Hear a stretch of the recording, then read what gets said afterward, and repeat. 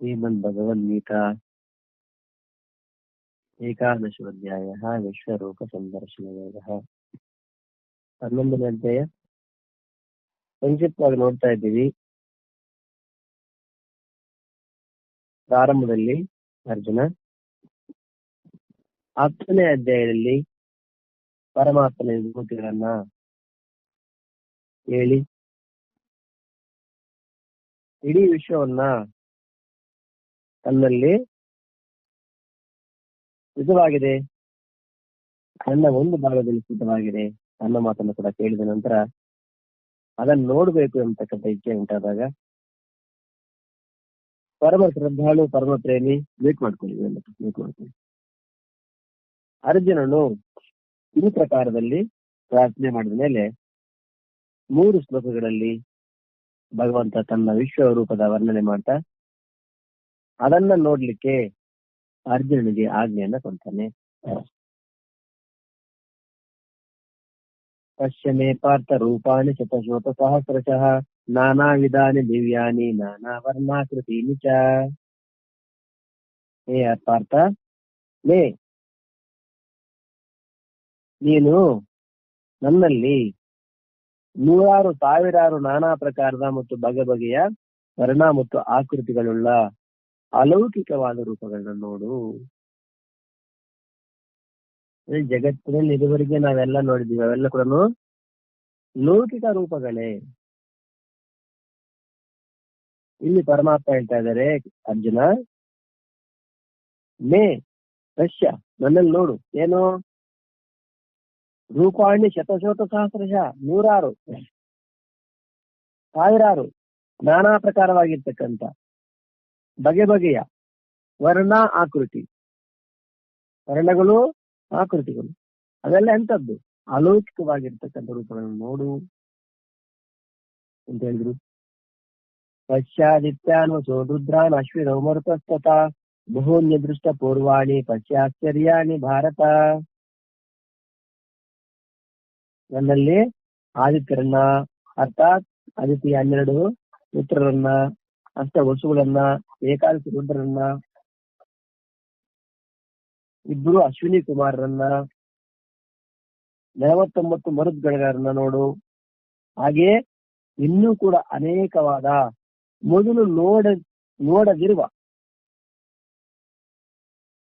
ಇಷ್ಟಲ್ದಿರ ಇನ್ನೂ ಅನೇಕವಾಗಿರ್ತಕ್ಕಂಥ, ಎಂದು ನೋಡಿರ್ತಕ್ಕಂಥ, ನೋಡದೆ ಇರುವಂತ ಆಶ್ಚರ್ಯವಾದ ರೂಪವನ್ನು ನೋಡು ಅನ್ನೋ ಮಾತನ್ನ ಹೇಳಿದ್ರು. ಇನ್ನು ಛಾಯಾ ಸಂಜ್ಞ ಎಂಬವರಿಂದ ಆದಿತ್ಯರು ಹೇಗೆ 12 ಜನ, ಏಕಾದಶಿ ರುದ್ರರು, ಅಷ್ಟ ವಸುಗಳು, ಅಶ್ವಿನಿ ಕುಮಾರರು, ಇವ್ರ ಬಗ್ಗೆ ನಾವು ನೋಡಿದೀವಿ. ಯವನ್ ಋಷಿಗೆ ಮತ್ತೆ ಯವನವನ್ನ ದೃಷ್ಟಿಯನ್ನ ಕಳಿಸಿರ್ತಕ್ಕಂಥವ್ರೆ ಅಶ್ವಿನಿ ಕುಮಾರರು. ಇವ್ರ ಬಗ್ಗೆ ರಾಮಾಯಣ ಮಹಾಭಾರತ ಪುರಾಣಗಳಲ್ಲಿ ಅನೇಕ ಕಡೆ ಉಲ್ಲೇಖ ಇದೆ ಅಂತ ನೋಡಿದ್ವಿ. ಮುಂದುವರುತ್ತಾ, ಇಹೈಕಸ್ತಂ ಜಗತ್ಕೃಷ್ಣಂ ಪಶ್ಚಾದಶರಾಚರಂ ಮಮ ದೇಹೇ ಗುಡಾಕೇಶ ಯತ್ಯಾನ್ಯ ದ್ರಷ್ಟು ಮಿಚ್ಚಸಿ. ಇಹೈಕಸ್ತಂ ಜಗತ್ಕೃಷ್ಣಂ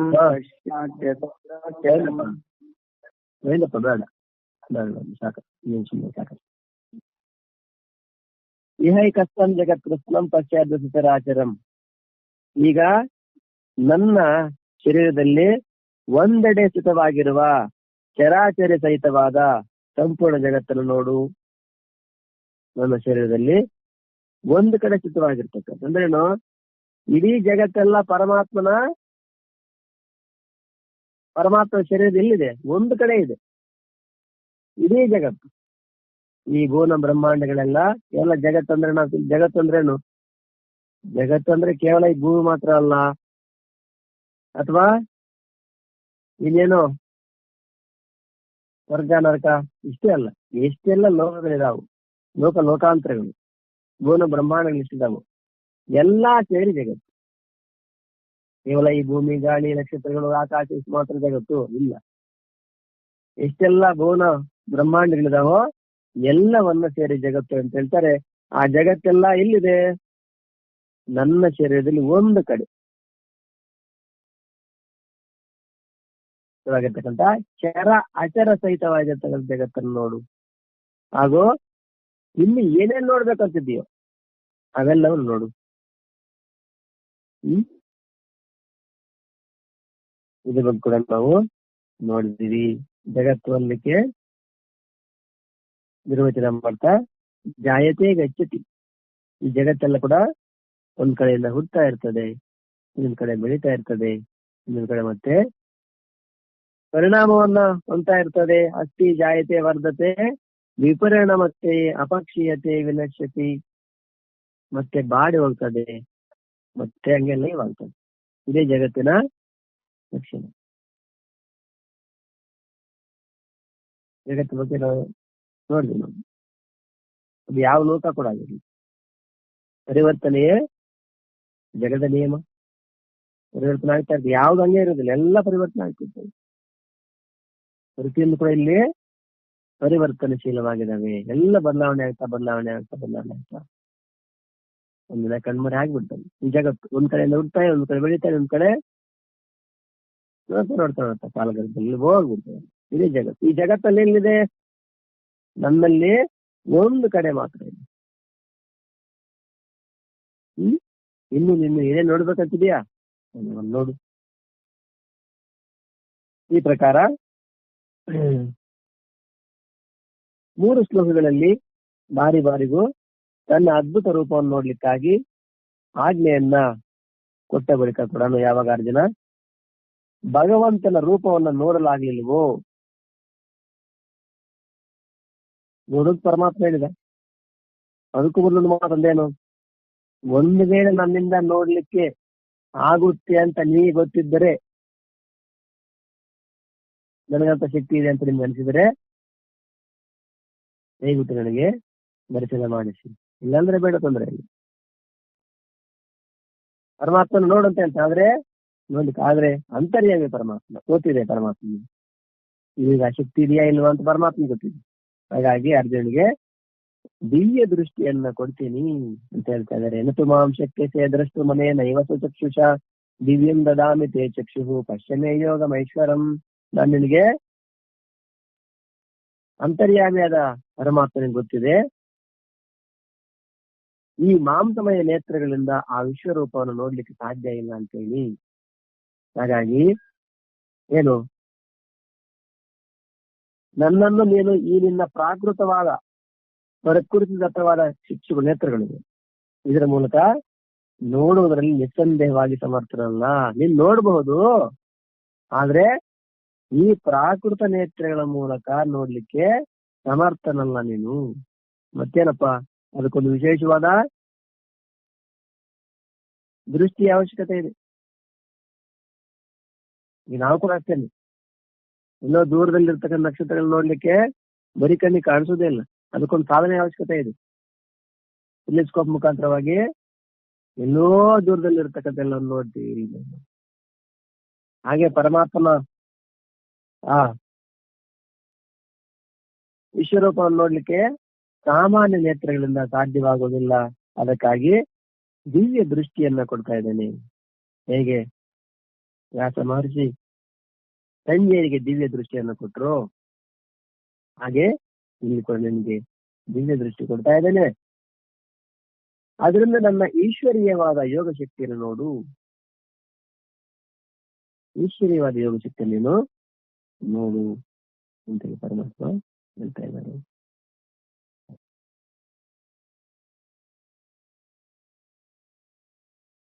ಇದರ ಬಗ್ಗೆ ನೋಡಿದ್ವಿ ನಾವು ಸಂದರ್ಭದಲ್ಲಿ. ಹೇಗೆ ನೋಡಿದ ಅಂತಂದ್ರೆ, ಕನಸು ನೋಡಿದಂಗ ಅಥವಾ ಮಾಧ್ಯಮಗಳ ಮುಖಾಂತರ ರೇಡಿಯೋ, ಟಿವಿ, ಮೊಬೈಲ್ ಆ ತರನ ಅಂತ, ಆ ತರ ಏನೆಲ್ಲ.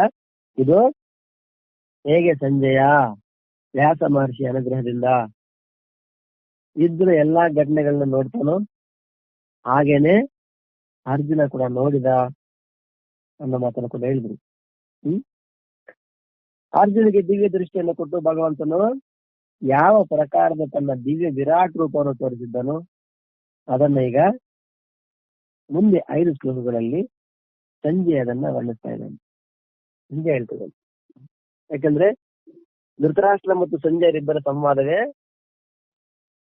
ಅದಕ್ಕೆ ಅಂತರ್ಗತ ಕೃಷ್ಣಾರ್ಜುನ ಸಂವಾದ. ಅಂದ್ರೆ ಕೃಷ್ಣಾರ್ಜುನರು ಈ ರೀತಿ ಮಾತಾಡಿದ್ರು ಅನ್ನೋದನ್ನ ಸಂಜಯ ಧೃತರಾಷ್ಟ್ರನಿಗೆ ಬೋಧಿಸ್ತಾ ಇದ್ದಾನೆ.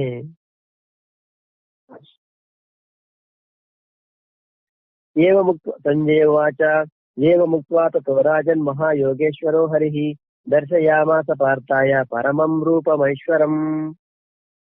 ಏವ ಮುಕ್ತ್ವಾ ತಥೋ ರಾಜನ್ ಮಹಾಯೋಗೇಶ್ವರೋ ಹರಿಃ ದರ್ಶಯಾಮಾಸ ಪಾರ್ಥಾಯ ಪರಮಂ ರೂಪಮೈಶ್ವರಂ. ಮಧ್ಯ ಮಧ್ಯೆ ಸಂಜಯ ಬರ್ತಾ ಇರ್ತದೆ.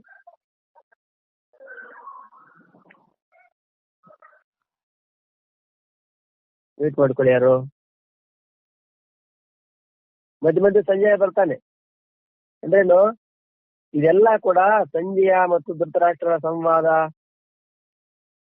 ಸಂಜಯ ಅಲ್ಲಿ ಪ್ರಾರಂಭದಲ್ಲಿ ಅರ್ಜುನ ವಿಷಾದ ಯೋಗ, ಎಲ್ಲರನ್ನ ನೋಡಿ ಇವರೆಲ್ಲ ಸಾಯ್ತಾರೆ, ಯುದ್ಧದಲ್ಲಿ ದುಃಖ ಪಡ್ತಾರೆ, ಬರ್ತಾನೆ. ಯಾವ ರೀತಿ ದುಃಖ ಪಟ್ಟ? ಕೃಷ್ಣ ಹೇಗೆ ಸಮಾಧಾನ ಮಾಡಿದ, ಹೇಗೆ ಜ್ಞಾನೋಪದೇಶ ಮಾಡಿದ, ಈ ಕ್ರಮವಾಗಿ ಹೇಳ್ಕೊಂತ ಬರ್ತಾ ಇದ್ದಾರೆ. ನಂತರ ಕರ್ಮಯೋಗ, ಜ್ಞಾನಯೋಗ, ಅನಂತರ ಬೇರೆ ಬೇರೆ ಆತ್ಮ ಸಂಯಮ ಯೋಗ, ಜ್ಞಾನ ವಿಜ್ಞಾನ ಯೋಗ,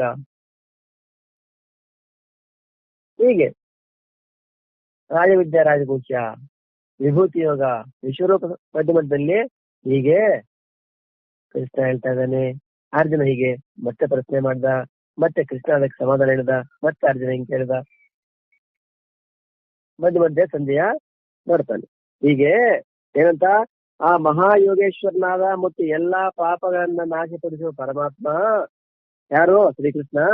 ಈ ಪ್ರಕಾರವಾಗಿ ಹೇಳಿ ಅರ್ಜುನನಿಗೆ ಪರಮ ಐಶ್ವರ್ಯದಿಂದ ಕೂಡಿದ ತನ್ನ ದಿವ್ಯ ಸ್ವರೂಪವನ್ನು ತೋರಿಸ್ತಾನೆ ಅಂತೇಳಿ ಸಂಜಯ ಧೃತರಾಷ್ಟ್ರ ಹೇಳ್ತಾ ಇದ್ದಾನೆ. ಏ ರಾಜ ಅಂದ್ರೆ ಧೃತರಾಷ್ಟ್ರ ಮಹಾರಾಜ. ಈ ರಾಜ ಅಂತಂದಾಗ ಇಲ್ಲಿ ಸಂದರ್ಭಾನುಸಾರವಾಗಿ ರಾಜ ಶಬ್ದ ಇಲ್ಲಿ ಸಂಜಯ ಧೃತರಾಷ್ಟ್ರ ಸಂಬೋಧನೆ ಮಾಡಿದ್ದು. ಹಾಗಾಗಿ ಸ್ವಲ್ಪ ನೀವು ಯಾವ ಸಂದರ್ಭದಲ್ಲಿ ಏನ್ ಹೇಳ್ತಾರೆ ಸ್ವಲ್ಪ ಜ್ಞಾಪಕ ಇಟ್ಕೋಬೇಕು. ಏ ರಾಜ, ಸಂಜಯ ಹೇಳ್ತಾನೆ, ಈ ಮಹಾಯೋಗೇಶ್ವರನಾಗಿರ್ತಕ್ಕಂಥ ಮತ್ತು ಎಲ್ಲ ಪಾಪಗಳನ್ನು ನಾಶಪಡಿಸುವ ಭಗವಂತನು ಮಹಾಯೋಗೇಶ್ವರ ಮತ್ತು ಎಲ್ಲ ಪಾಪವನ್ನು ನಾಶಪಡಿಸ್ತಕ್ಕಂಥವ್ರು. ಈ ಪ್ರಕಾರ ಹೇಳಿ ಅರ್ಜುನಿಗೆ ಪರಮ ಐಶ್ವರ್ಯದಿಂದ ಕೂಡಿದ ತನ್ನ ದಿವ್ಯ ಸ್ವರೂಪವನ್ನ ತೋರಿಸಿದ. ಮೊದಲು ದಿವ್ಯ ಚಕ್ಷುಗಳನ್ನ ಕೊಟ್ಟ, ನಂತರ ತನ್ನ ದಿವ್ಯ ಪರಮ ಐಶ್ವರ್ಯದಿಂದ ಕೂಡಿರತಕ್ಕಂಥ ಸ್ವರೂಪವನ್ನು ತೋರಿಸ್ತಾನೆ.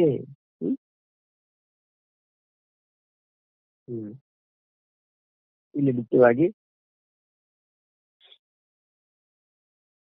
ಹರಿಹಿ ಶಬ್ದದ ಬಗ್ಗೆ ನೋಡಿದ್ವಿ ನಾವು. ಎಲ್ಲ ಪಾಪವನ್ನು ನಾಶ. ಹರಿಹಿ ಅಂದ್ರೆ ಅದನ್ನ ತೆಗೆಯುವಂತ, ನಾಶ. ಹರಿ ಶಬ್ದ ನಾಶಪಡಿಸುವಂತ ಅಂದ್ರೇನು? ಎಲ್ಲಾ ಪಾಪಗಳನ್ನು ನಾಶ ಮಾಡುವಂತ ಶಕ್ತಿ ಇರ್ತಕ್ಕಂಥವ್ನು. ಮಹಾನ್ ಅಂದರೆ ಅತಿ ದೊಡ್ಡ ಯೋಗೇಶ್ವರನಾಗಿರುವವನಿಗೆ ಮಹಾಯೋಗೇಶ್ವರ ಅಂತ ಹೇಳ್ತಾರೆ. ಮತ್ತು ಎಲ್ಲ ಪಾಪಗಳನ್ನ ಮತ್ತು ದುಃಖಗಳನ್ನ ಹರಣ ಮಾಡುವವನಿಗೆ ಹರಿ. ಹರಿ ಹರಣ ಅಂದ್ರೇನು? ಕಲ್ತನ ಮಾಡುವುದನ್ನು ಕೂಡ ಹರಣ ಅಂತ ಹೇಳ್ತಾರೆ.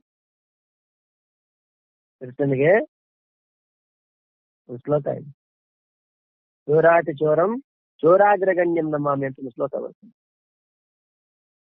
ಪ್ರಪಂಚದಲ್ಲಿ ಎಷ್ಟು ಜನ ಕಳ್ಳರಿದ್ದಾರೆ? ಎಲ್ರಿಗಿಂತ ದೊಡ್ಡ ಕಳ್ಳ ಕೃಷ್ಣನಂತೆ. ಚೋರಾತಿ ಚೋರಂ ಚೋರಾಗ್ರಗಣ್ಯಂ, ಕಳ್ಳರಿಗೆ ಕಳ್ಳ. ಒಂದು ಕಳ್ಳರಲ್ಲೇ ದೊಡ್ಡ ಕಳ್ಳ.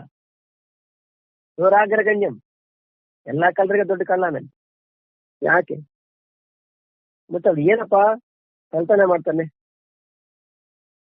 ಹಣ ಐಶ್ವರ್ಯ ಅಲ್ಲ. ಮತ್ತೇನು? ಯಾರು ಪರಮಾತ್ಮನ ಆಶ್ರಯಿಸ್ತಾರೆ ಅವರ ಎಲ್ಲ ಪಾಪವನ್ನ ದುಃಖವನ್ನ ಕಳ್ತನ ಮಾಡ್ಕೊಂಡು ಹೋಗ್ಬಿಡ್ತಾರೆ. ನೋಡಿ ಎಂತ ಕಲ. ಚೋರಾತಿ ಚೋರಂ ಚೋರಾಗ್ರಗಣ್ಯಂ ಪುರುಷಂ ನಮಾಮಿ ಅಂತ ಹೇಳಿ ಒಂದು ಶ್ಲೋಕ ಇದೆ. ಶ್ಲೋಕ ಪೂರ್ತಿ ಜ್ಞಾಪಕ ಇದೆ. ಹಾಗೆ ಎಲ್ರಿಗೂ ದೊಡ್ಡ ಕಳ್ಳ ಯಾರಪ್ಪ ಅಂದ್ರೆ ಪರಮಾತ್ಮ ದೊಡ್ಡ ಕಳ್ಳಾನೆ ಅಂತೆ. ಅದೇ ಸ್ವಾಮಿ, ಎಲ್ಲರ ದುಃಖವನ್ನ ಪಾಪವನ್ನ ಕಳ್ತನ ಮಾಡ್ತಕ್ಕಂಥ ಕಳ್ಳರು ಇಲ್ಲ ಇದಾರಿ. ನಮ್ಮ ಸೊತ್ತು ಸಂಪತ್ತನ್ನು ಕಳ್ತನ ಮಾಡ್ಬೋದು. ಹಾಗೆ ಯಾರು ಶರಣು ಅಂತಾರೆ ಅವರೆಲ್ಲ ಪಾಪಗಳನ್ನ ದುಃಖಗಳನ್ನ ಹರಣ ಮಾಡೋಂದ್ರೇನು? ಕಳ್ತನ ಮಾಡೋದು, ತಗೊಂಡು ಹೋಗ್ಬಿಡ್ತಾನೆ. ಅವರನ್ನೇ ಹರಿ ಎಂದು ಹೇಳ್ತಾರೆ. ಹಾಗಾಗಿ ಈ ಎರಡೂ ವಿಶೇಷಣ ಪ್ರಯೋಗ ಮಾಡಿ ಸಂಜಯ ಭಗವಂತನ ಅದ್ಭುತ ಶಕ್ತಿ ಸಾಮರ್ಥ್ಯದ ಆ ಕಡೆಗೆ ಲಕ್ಷ್ಯವಾಗಿಸುತ್ತಾ ಧೃತರಾಷ್ಟ್ರನ್ನ ಎಚ್ಚರಿಸ್ತಾನೆ. ಈ ಮಾತು ಧೃತರಾಷ್ಟ್ರ ಸಂಜಯ್ ಯಾಕಂತಾನೆ, ಅರೆ ಧೃತರಾಷ್ಟ್ರ, ನೀನ್ ಅಂದ್ಕೊಂಡಂಗೆ ಕೃಷ್ಣ ಅಂದ್ರೆ ಸಾಮಾನ್ಯ ವ್ಯಕ್ತಿ ಅಲ್ಲ ಕಣಪ್ಪ. ಇನ್ನಾದ್ರೂ ನೀನು ಸ್ವಲ್ಪ ಬುದ್ಧಿ ಬರ್ಲಿ. ಈಗಾದ್ರೂ ನೀನು ಆ ಕೃಷ್ಣನ ಶರಣ ಅಂತ ಅನ್ನು, ನಿನ್ನ ಮಗನಿಗೆ ಸ್ವಲ್ಪ ಬುದ್ಧಿ ಹೇಳು. ಶ್ರೀಕೃಷ್ಣನು ಸಾಧಾರಣ ಮನುಷ್ಯ ಅಲ್ಲ, ಅವನು ಅತಿ ದೊಡ್ಡ ಯೋಗೇಶ್ವರ ಮತ್ತು ಎಲ್ಲ ಪಾಪಗಳು ಮತ್ತು ದುಃಖಗಳನ್ನು ನಾಶಪಡಿಸುವ ಸಾಕ್ಷಾತ್ ಪರಮೇಶ್ವರನಾಗಿದ್ದಾನೆ ಅನ್ನೋದು ಸಲುವಾಗಿ ಇಲ್ಲಿ ಸ್ವತಃ ಸಂಜಯನೇ ಮಹಾಯೋಗೇಶ್ವರೋ ಹರಿಹಿ ಎಂಬ ಸಂಬೋಧನೆ ಮಾಡ್ತಾನೆ. ಕೃಷ್ಣ ಸಾಮಾನ್ಯ ವ್ಯಕ್ತಿ ಅಲ್ಲ, ಯೋಗೇಶ್ವರ ಹರಿ. ಹರಿ ಅಂದ್ರೆ ಏನು? ಎಲ್ಲರ ದುಃಖವನ್ನ ಪಾಪವನ್ನ ಹರಣ ಮಾಡ್ತಕ್ಕಂಥವನು. ಇವೆಲ್ಲವನ್ನ ಹೇಳ್ತಾ ವಿಶ್ವರೂಪದ ವರ್ಣನೆ ಮಾಡ್ಲಿಕ್ಕೆ ಶುರು ಮಾಡ್ತಾನೆ. ದೊಡ್ಡ ದೊಡ್ಡ ಯೋಗಿಗಳು ಕೂಡ, ಅಂದ್ರೆ ಇಂಥ ವಿಶ್ವರೂಪ ಅಂತಕ್ಕಂಥದ್ದು ಈ ದೊಡ್ಡ ದೊಡ್ಡ ಯೋಗಿಗಳು ಕೂಡ ಇದನ್ನು ಮಾಡ್ಲಿಕ್ಕೆ ಆಗಲ್ಲ. ಅದನ್ನೇ ಇಲ್ಲಿ ಆ ಪರಮಾತ್ಮನೊಬ್ಬನೇ ಮಾಡಬಲ್ಲ ಅನ್ನೋದನ್ನ ಇಲ್ಲಿ ನೋಡಿದ್ವಿ ನಾವು. ವಿಶ್ವರೂಪದ ದರ್ಶನ ಮಾಡ್ತಾ ಅನೇಕ ವಕ್ತ್ರ ನಯನಂ ಅನೇಕ ಅದ್ಭುತ ದರ್ಶನಂ ಅನೇಕ ದಿವ್ಯ ಭರಣಂ ದಿವ್ಯಾನೇಕೋಚಿತಾಯುಧಂ ದಿವ್ಯ ಮಾಲ್ಯಾಂಬರಧರಂ ದಿವ್ಯ ಗಂಧಾನುಲೇಪನಂ ಸರ್ವಾಶ್ಚರ್ಯಮಯಂ ದೇವಂ ಅನಂತಂ ವಿಶ್ವತೋಮುಖಂ. ಅನೇಕ ವಕ್ತ್ರ ನಯನಂ ಅನೇಕ ಅದ್ಭುತ ದರ್ಶನಂ ಅನೇಕ ದಿವ್ಯಾಭರಣಂ ದಿವ್ಯಾನೇಕೋಚಿತಾಯುಧಂ ದಿವ್ಯ ಮಾಲ್ಯಾಂಬರಧರಂ ದಿವ್ಯ ಗಂಧಾನುಲೇಪನಂ ಸರ್ವಾಶ್ಚರ್ಯಮಯಂ ದೇವಂ ಅನಂತಂ ವಿಶ್ವತೋಮುಖಂ. ಅನೇಕ ಮುಖ ಮತ್ತು ನಕ್ಷತ್ರಗಳಿಂದ ಇರ್ತನಾದ ಅನೇಕ ಅದ್ಭುತವಾದ ದರ್ಶನಗಳುಳ್ಳ ಅನೇಕ ಬಗೆಯ ದಿವ್ಯವಾದ ಭೂಷಣಗಳಿಂದ ಅಲಂಕೃತವಾದ ಅನೇಕ ವಿಧವಾದ ದಿವ್ಯ ಶಸ್ತ್ರಗಳನ್ನ ಕೈಗಳಲ್ಲಿ ಎತ್ತಿ ಹಿಡಿದಿರುವ ದಿವ್ಯವಾದ ಮಾಲೆ ಮತ್ತು ವಸ್ತ್ರಗಳನ್ನು ಧರಿಸಿರುವಂತಹ ಮತ್ತು ದಿವ್ಯವಾದ ಪರಿಮಳ ಗಂಧವನ್ನು ಲೇಪಿಸಿಕೊಂಡಿರುವ ಎಲ್ಲ ಪ್ರಕಾರದ ಆಶ್ಚರ್ಯಗಳಿಂದ ಒಡಗೂಡಿದ ಸೀಮಾತೀತನಾದ ಮತ್ತು ಎಲ್ಲ ಕಡೆ ಮುಖಗಳುಳ್ಳ ವಿರಾಟ್ ಸ್ವರೂಪಿಯಾದ ಪರಮದೇವ ಪರಮೇಶ್ವರನನ್ನ ಅರ್ಜುನ್ ನೋಡ್ತಾನೆ. ಪರಮಾತ್ಮನ ವಿಶ್ವರೂಪ ದರ್ಶನವನ್ನು ನೋಡ್ತಾ ಇದ್ದಾನೆ. ಏನು? ಅನೇಕ ವಕ್ತ್ರ ನಯನಂ, ಅನೇಕ ವಕ್ತ್ರ ಮುಖ ನೇತ್ರಗಳಿಂದ ಯುಕ್ತವಾದ ಅನೇಕ ಅದ್ಭುತವಾದ ದರ್ಶನಗಳು, ಅನೇಕ ಬಗೆಯ ದಿವ್ಯವಾದ ಭೂಷಣಗಳು, ಏನು ಆಭೂಷಣಗಳು, ಅಲಂಕಾರ ಮಾಡಿರ್ತಕ್ಕಂಥ ಒಡವೆಗಳು, ಅನೇಕ ವಿಧವಾದ ದಿವ್ಯ ಶಸ್ತ್ರಗಳನ್ನು ಕೂಡ ಕೈಯಲ್ಲಿ ಇಟ್ಕೊಂಡಿರತಕ್ಕಂಥ ದಿವ್ಯವಾದ ಮಾಲೆಗಳನ್ನು ಧಾರಣೆ ಮಾಡಿರುವಂತ, ವಸ್ತ್ರಗಳನ್ನು ಧರಿಸಿರುವಂತ ಮತ್ತು ದಿವ್ಯವಾದ ಪರಿಮಳ ಗಂಧವನ್ನ ಲೇಪಿಸಿಕೊಂಡಿರುವಂತ ಆ ಸ್ವರೂಪ ಎಲ್ಲಾ ಪ್ರಕಾರದ ಆಶ್ಚರ್ಯಗಳಿಂದ ಒಡಗೂಡಿದ ಸೀಮಾತೀತವಾದ, ಅದನ್ನು ಇಷ್ಟು ಅಂತ ಹೇಳಲಿಕ್ಕೆ ಸಾಧ್ಯ ಇಲ್ಲ. ಮತ್ತು ಎಲ್ಲಾ ಕಡೆ ಮುಖಗಳಲ್ಲ. ಪರಮಾತ್ಮನ ವಿಶ್ವರೂಪಕ್ಕೆ ಎಲ್ಲಾ ಕಡೆ ಮುಖ. ವಿರಾಟ್ ಸ್ವರೂಪಿಯಾದ ಪರಮದೇವ ಪರಮೇಶ್ವರನನ್ನ ಅರ್ಜುನ ನೋಡ್ತಾ ಇದ್ದಾನೆ. ಮತ್ತಿನ್ನೇನ್ ನೋಡ್ತಾನೆ? ಅಲ್ಲಿ ನೋಡಿರ್ತಕ್ಕಂತ ಆ ವಿರಾಟ್ ರೂಪಿ ಪರಮದೇವನಾದ ಪರಮೇಶ್ವರನ ಪ್ರಕಾಶ ಹೇಗಿತ್ತು ಅದರ ವರ್ಣನೆಯನ್ನು ಮಾಡ್ತಾ ಅರ್ಜುನ, ದೇವಿ ಸೂರ್ಯ ಸಹಸ್ರಸ್ಯ ಭವೇ ದ್ವಿಗಪದುತ್ಥಿತ ಯದಿ ಭಾಸದೃಶಿ ಸಾಸ್ಯಾತ್ ಭಾಸಸ್ತಸ್ಯ ಮಹಾತ್ಮನಃ. ಹೇಗಿತ್ತಪ್ಪ ಆ ಪ್ರಕಾಶ ಅಂತಂದ್ರೆ, ಆಕಾಶದಲ್ಲಿ ಸಾವಿರಾರು ಸೂರ್ಯರೊಮ್ಮೆಲೆ ಉದಯಿಸಿರುವುದರಿಂದ ಉಂಟಾಗುವ ಯಾವ ಪ್ರಕಾಶವಿದೆಯೋ ಅದು ಕೂಡ ಆ ವಿಶ್ವರೂಪಿಯಾದ ಪರಮಾತ್ಮನ ಪ್ರಕಾಶಕ್ಕೆ ಎಂದಾದರೂ ಸಮವಾಗಬಹುದೇ? ಅರ್ಥಾತ್ ಸಮವಾಗಲಾರದು. ಆಕಾಶದಲ್ಲಿ ಸಾವಿರಾರು ಒಂದು ಸೂರ್ಯನ ಉದಯಿಸಿದ್ರೆ ಅದನ್ನು ನೋಡ್ಲಿಕ್ಕಾಗಲ್ಲ ಬೆಳಗ್ಗೆ ಬೇಸಿಗೆ ಕಾಲದಲ್ಲಿ. ಮಾರ್ಚ್ ಏಪ್ರಿಲ್ ತಿಂಗಳಲ್ಲಿ ಬೇಸಿಗೆ ಕಾಲದಲ್ಲಿ ಒಬ್ಬ ಸೂರ್ಯ ಬಂದ ನಂತರ ಜಾಸ್ತಿ ಅಂದ್ರೆ 8-9 ಗಂಟೆ ಆಮೇಲೆ ನೀವು ಬಿಸಿ ತಡ್ಕೊಳಕ್ಕಾಗಲ್ಲ ಅಂತ ಹೇಳಿ ಒದ್ದಾಡೋದು. ಪ್ರಕಾಶ ಆಕಾಶದಲ್ಲಿ ಸಾವಿರಾರು ಸೂರ್ಯರು ಒಮ್ಮೆಲೆ ಉದಯಿಸುವುದರಿಂದ ಉಂಟಾಗುವ ಯಾವ ಪ್ರಕಾಶ ಇದೆಯೋ ಒಂದು ಸೂರ್ಯನ ತಾಪಕ್ಕೇನೆ ತಡ್ಕೊಳಕ್ಕಾಗಲ್ಲ, ಒಂದು ಸಾವಿರಾರು ಸೂರ್ಯ ಉದಯಿಸಿಬಿಟ್ರೆ. ಆದ್ರೆ ಇಲ್ಲಿನ ಪ್ರಕಾಶ ಏನು ಶಾಖ ಇಲ್ಲ, ಇಲ್ಲಿ ಮತ್ತೇನು ತಂಪನ್ನು ಕೊಡುವಂತ, ಆಶ್ಚರ್ಯ ಉಂಟು ಮಾಡುವಂತ ಅಲೌಕಿಕವಾಗಿರ್ತಕ್ಕಂಥ ಪ್ರಕಾಶ ಅದು. ಆ ವಿಶ್ವರೂಪಿಯಾದ ಪರಮಾತ್ಮನ ಪ್ರಕಾಶಕ್ಕೆ ಎಂದಾದರೂ ಸಮಾನವಾಗಬಹುದೇ? ಅಂದ್ರೇನು, ಒಂದ್ ವೇಳೆ ಸಾವಿರಾರು ಸೂರ್ಯರು ಉದಯಿಸಿದರೂ ಅಷ್ಟು ಪ್ರಕಾಶ ಬರ್ಲಿಕ್ಕಿಲ್ಲ. ಅದನ್ನ ನಾವು ಆ ಪರಮಾತ್ಮನ ಪ್ರಕಾಶಕ್ಕೆ ಹೋಲಿಕೆ ಕೊಡ್ಲಿಕ್ಕೆ ಸಾಧ್ಯ. 1000 ಸೂರ್ಯರನ್ನ ತಗೊಂಬಂದ್ರು ಕೂಡ ಪರಮಾತ್ಮನಿಗೆ ನೀವು ಹೋಲಿಕೆ ಕೊಡ್ಲಿಕ್ಕಾಗಲ್ಲ. ಅರ್ಥಾತ್ ಸಾಧ್ಯ ಆಗೋದಿಲ್ಲ ಹೋಲಿಕೆ ಕೊಡ್ಲಿಕ್ಕೆ.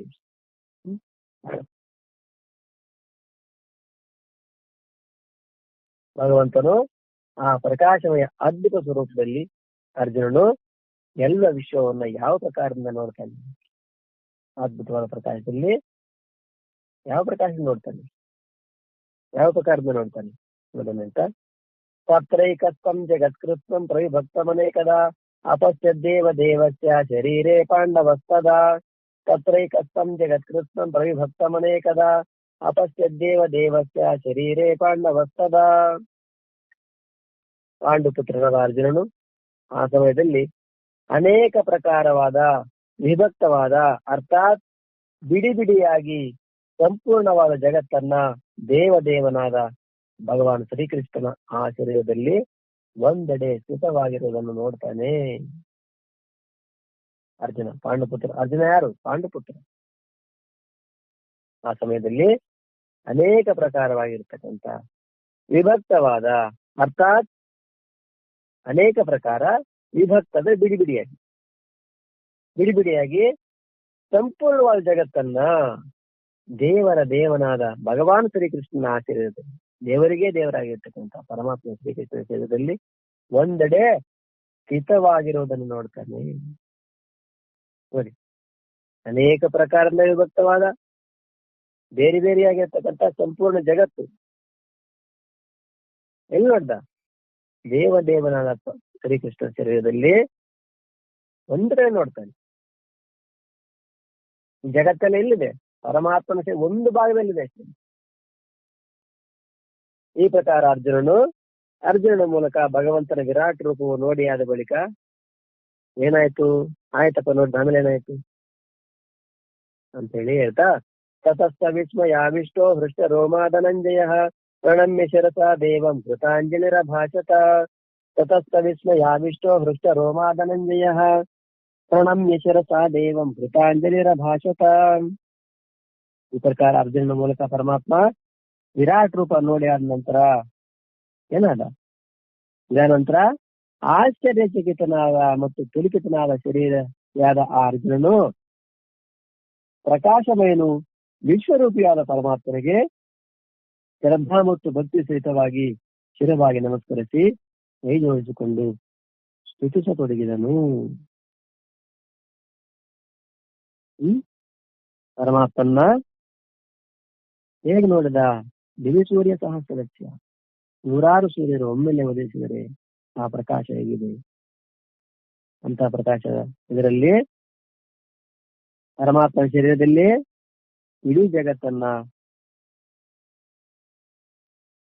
ವಿಭಕ್ತವಾಗಿ ಬಿಡಿಯಾಗಿ ಆ ದೇವದೇವದ ಪರಮಾತ್ಮನ ಶರೀರದಲ್ಲಿ ಒಂದು ಕಡೆ ನೋಡಿ ಏನ್ ಮಾಡ್ಬೇಕು?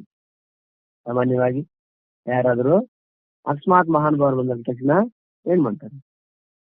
ನೋಡಿ, ಸಂತೋಷ ಆಗ್ತಾರೆ ಒಮ್ಮೆಲೆ, ಬಾ ಬಂದು ಆಮೇಲೆ ತಕ್ಷಣ ನಮಸ್ಕಾರ ಮಾಡ್ತಾರೆ.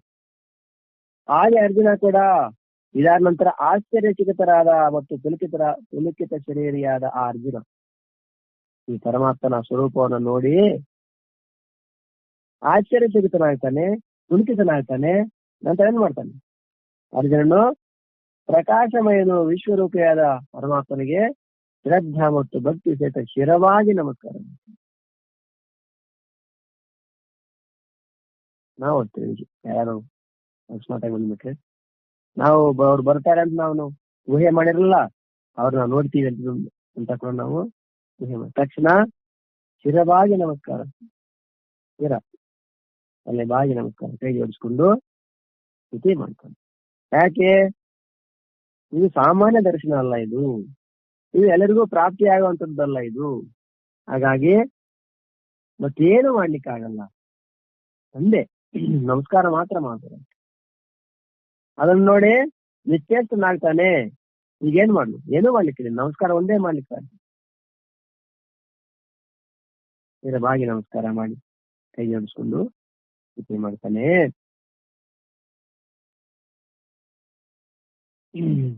ಏನ್ ಮಾಡ್ತಾನೆ? ಅರ್ಜುನ ವಾಚ, ಅರ್ಜುನ ಹೇಳ್ತಾನೆ, ಪಶ್ಯಾಮಿ ದೇವಾಂಸ್ತವ ದೇವ ದೇಹೇ ಸರ್ವಾಂಸ್ತತಾ ಭೂತ ವಿಶೇಷ ಸಂಘ ಬ್ರಹ್ಮಾಣಮೀಶಂ ಕಮಲಾಸನಸ್ಥಂ ಋಷಿಂಶ್ಚ ಸರ್ವಾನುರಗಾಂಶ್ಚ ದಿವ್ಯಾನ್. ಪಶ್ಯಾಮಿ ದೇವಾಂಸ್ತವ ದೇವ ದೇಹೇ ಸರ್ವಾಂಸ್ತತಾ ಭೂತ ವಿಶೇಷ ಸಂಘಾನ್ ಬ್ರಹ್ಮಾಣಮೀಶಂ ಕಮಲಾಸನಸ್ಥಂ ಸರ್ವ ಋಷಿಂಶ್ಚ ಸರ್ವಾನುರಗಾಂಶ್ಚ ದಿವ್ಯಾನ್. ಹೇಳ್ತಾನೆ ಅರ್ಜುನ. ಇದು ಅರ್ಜುನ ಹೇಳ್ತಾ ಇದ್ದಾನೆ, ಹೇ ದೇವಾ, ಓ ಪರಮಾತ್ಮನೇ, ನಾನು ನಿನ್ನ ಶರೀರದಲ್ಲಿ ಸಂಪೂರ್ಣ ದೇವತೆಗಳನ್ನ ಹಾಗೂ ಜೀವಿಗಳ ಸಮುದಾಯಗಳನ್ನ, ಕಮಲಾಸನದ ಮೇಲೆ ವಿರಾಜಮಾನನಾಗಿರುವ ಬ್ರಹ್ಮನನ್ನ, ಮಹಾದೇವನನ್ನ ಮತ್ತು ಸಮಸ್ತ ಋಷಿಗಳನ್ನ ಹಾಗೂ ದಿವ್ಯವಾದ ಸರ್ಪಗಳನ್ನ ನೋಡ್ತಾ ಇದ್ದೇನೆ. ಹೇ ದೇವ, ಹೇ ಪರಮಾತ್ಮ, ನಾನು ಇಲ್ಲೇನೇ ನೋಡ್ತಾ ಇದ್ದೇನೆ? ನಿನ್ನ ಶರೀರದಲ್ಲಿ ಸಂಪೂರ್ಣ ದೇವತೆಗಳನ್ನು ಹಾಗೂ ಜೀವಿಗಳ ಸಮುದಾಯಗಳನ್ನು, ಕಮಲಾಸನದ ಮೇಲೆ ವಿರಾಜಮಾನವಾಗಿರ್ತಕ್ಕಂಥ ಬ್ರಹ್ಮನನ್ನು, ಮಹಾದೇವನನ್ನು ನೋಡಿ. ಎಲ್ಲಾ ದೇವತೆಗಳು, ಜೀವಿಗಳ ಸಮುದಾಯಗಳು, ಆ ಕಮಲಾಸನದಲ್ಲಿ ವಿರಾಜಮಾನರಾಗಿರ್ತಕ್ಕಂಥ ಬ್ರಹ್ಮನನ್ನ, ಮಹಾದೇವ ಮತ್ತು ಸಮಸ್ತ ಋಷಿಗಳು ಹಾಗೂ ದಿವ್ಯವಾದ ಸರ್ಪಗಳನ್ನ ಕೂಡ ನೋಡ್ತಾ ಇದ್ದೀನಿ. ಅಷ್ಟೇನಾ? ಮುಂದುವರಿಸ್ತಾರೆ. ಅನೇಕ ಬಾಹೂದರ ವಕ್ರ ನೇತ್ರಂ ಪಶ್ಯಾಮಿ ತ್ವಾಂ ಸರ್ವತೋನಂತರೂಪಂ ನಾಂತಂ ನ ಮಧ್ಯಂ ನ ಪುನಸ್ತವಾದಿಂ ಪಶ್ಯಾಮಿ ವಿಶ್ವೇಶ್ವರ ವಿಶ್ವರೂಪ. ಅನೇಕ ಬಾಹೂದರ ವಕ್ರ ನೇತ್ರಂ ಪಶ್ಯಾಮಿ ತ್ವಾಂ ಸರ್ವತೋನಂತರೂಪಂ ನಾಂತಂ ನ ಮಧ್ಯಂ ನ ಪುನಸ್ತವಾದಿಂ ಪಶ್ಯಾಮಿ ವಿಶ್ವೇಶ್ವರ ವಿಶ್ವರೂಪ. ಹೇ ಸಂಪೂರ್ಣ ವಿಶ್ವದ ಒಡೆಯನೇ, ನಿನ್ನನ್ನ ಅನೇಕ ಭುಜಗಳು, ಉದರಗಳು, ಮುಖ ಮತ್ತು ನೇತ್ರಗಳುಳ್ಳವನಾಗಿಯೂ ಮತ್ತು ಎಲ್ಲ ಕಡೆಯಿಂದಲೂ ಅನಂತ ರೂಪವುಳ್ಳವನಾಗಿಯೂ ನೋಡುತ್ತಿದ್ದೇನೆ. ಹೇ ವಿಶ್ವರೂಪಿಯೇ, ನಿನ್ನ ಅಂತ್ಯವನ್ನಾಗಲಿ ಮಧ್ಯವನ್ನಾಗಲಿ ಆದಿಯನ್ನಾಗಲಿ ನೋಡಲಾಗುವುದಿಲ್ಲ.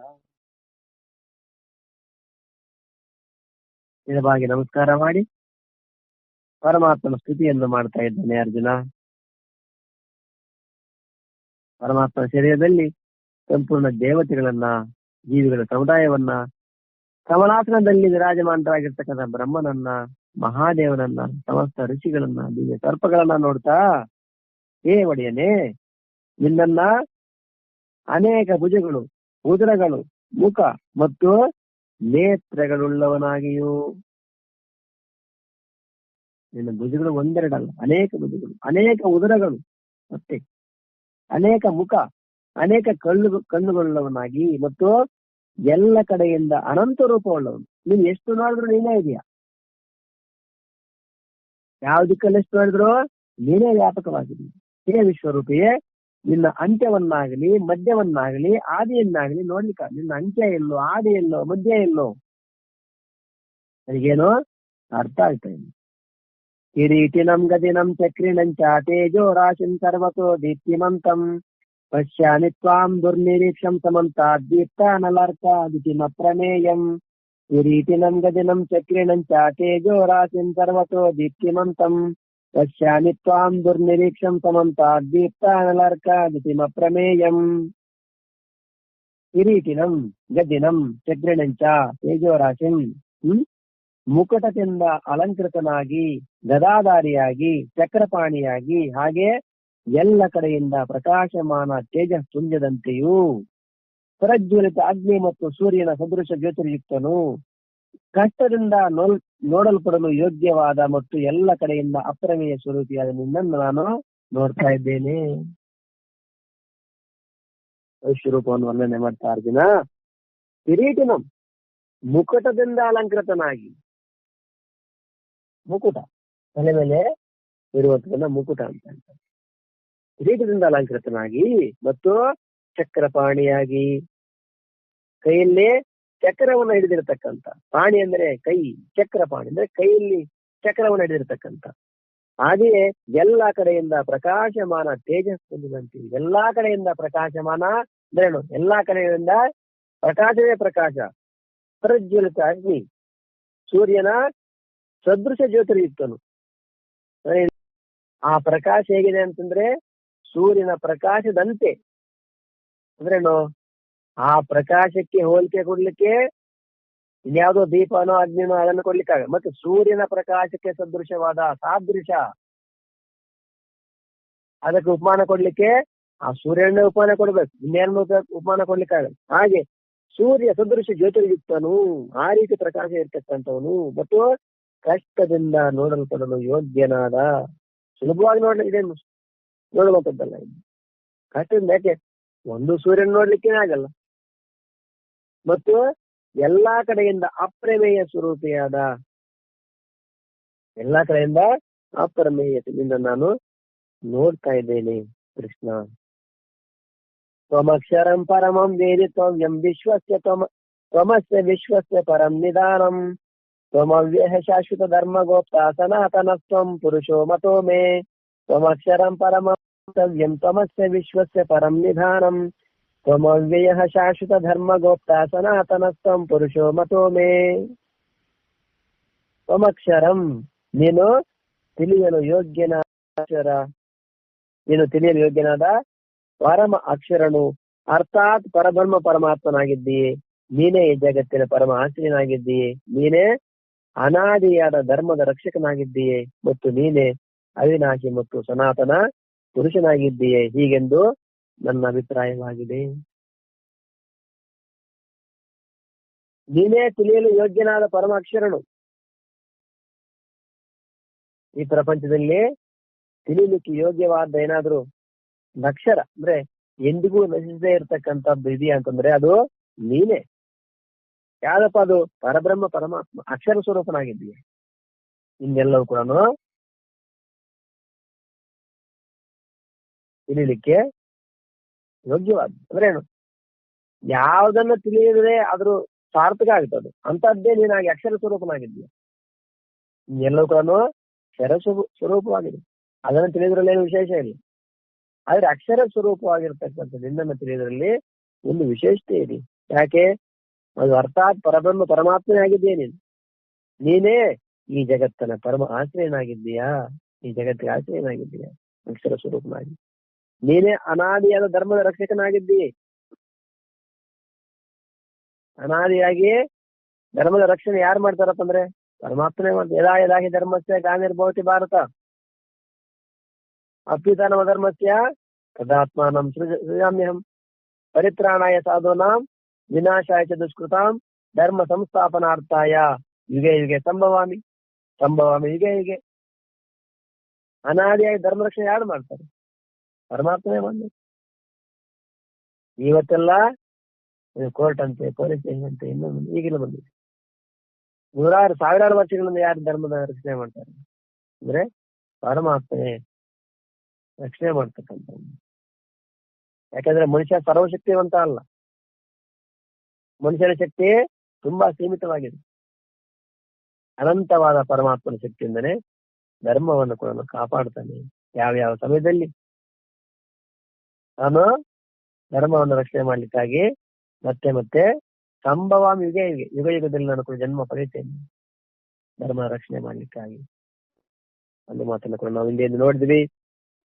ಹಾಗಾಗಿ ಅನಾದಿಯ ಧರ್ಮ ರಕ್ಷಣೆ ಆಗಿದೆಯೇ, ಮತ್ತು ನೀನೇ ಅವಿನಾಶಿ ಮತ್ತು ಸನಾತನ ಪುರುಷನಾಗಿದ್ದೀಯ. ಅವಿನಾಶಿ ಸನಾತನ ಪುರುಷ ಆಗಿದ್ದೀಯ ಹೀಗೆಂದು ನನ್ನ ಅಭಿಪ್ರಾಯ. ಅನಾದಿಮಧ್ಯಾಂತಮನಂತ ವೀರ್ಯಂ ಅನಂತ ಬಾಹುಂ ಶಶಿ ಸೂರ್ಯ ನೇತ್ರಂ ಪಶ್ಯಾಮಿ ತ್ವಾಂ ದೀಪ್ತ ಹುತಾಶವಕ್ತ್ರಂ ಸ್ವತೇಜಸಾ ವಿಶ್ವಮಿದಂ ತಪಂತಂ. ಅನಾದಿಮಧ್ಯಾಂತಮನಂತ ವೀರ್ಯಂ ಅನಂತ ಬಾಹುಂ ಶಶಿ ಸೂರ್ಯ ನೇತ್ರಂ ಪಶ್ಯಾಮಿ ತ್ವಾಂ ದೀಪ್ತ ಹುತಾಶವಕ್ತ್ರಂ ಸ್ವತೇಜಸಾ ವಿಶ್ವಮಿದಂ ತಪಂತಂ. ನಿನ್ನನ್ನ ಆದಿ ಅಂತ್ಯ ಮತ್ತು ಮಧ್ಯದಿಂದ ರಹಿತನಾಗಿ, ಅನಂತ ಸಾಮರ್ಥ್ಯದಿಂದ ಕೂಡಿದವನಾಗಿ, ಅನಂತ ಬಾಹುಗಳನ್ನ ಹೊಂದಿದವನಾಗಿ, ಚಂದ್ರ ಸೂರ್ಯ ರೂಪವಾದ ನೇತ್ರಗಳುಳ್ಳವನಾಗಿ, ಪ್ರಜ್ವಲಿತ ಅಗ್ನರೂಪಿ ಮುಖಗಳುಳ್ಳವನಾಗಿ ಮತ್ತು ನಿನ್ನ ತೇಜಸ್ಸಿನಿಂದ ಈ ಜಗತ್ತನ್ನು ಬೆಳಗುವವನಾಗಿ ನಾನು ನೋಡ್ತಾ ಇದ್ದೇನೆ. ಅರ್ಜುನ ಪರಮಾತ್ಮನ ಯಾವ್ಯಾವ ರೀತಿಯಲ್ಲಿ ನೋಡ್ತಾ ಇದ್ದೇನೆ ಅನ್ನೋದನ್ನ ಇಲ್ಲಿ ವರ್ಣನೆ ಮಾಡ್ತಾನೆ. ನಿನ್ನನ್ನ ಆದಿ ಅಂತ್ಯ ಮಧ್ಯ ರಹಿತನಾದ ಅನಂತ ಸಾಮರ್ಥ್ಯದಿಂದ ಕೂಡಿರ್ತಕ್ಕಂಥ ನೀನ್ ಹೇಗಿದೀಯಾ?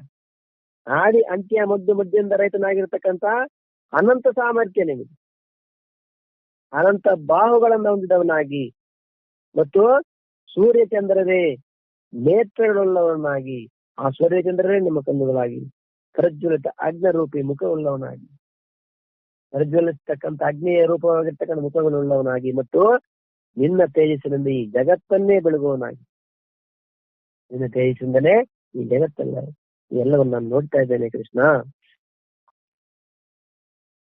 ದ್ಯಾವಾ ಪೃಥಿವ್ಯೋರಿದಮಂತರಂ ಹಿ ವ್ಯಾಪ್ತಂ ತ್ವಯೈಕೇನ ದಿಶಸ್ಯ ಸರ್ವಾಃ ದೃಷ್ಟ್ವಾದ್ಭುತಂ ರೂಪಮುಗ್ರಂ ತವೇದಂ ಲೋಕತ್ರಯಂ ಪ್ರವ್ಯಚಿತಂ ಮಹಾತ್ಮನ್.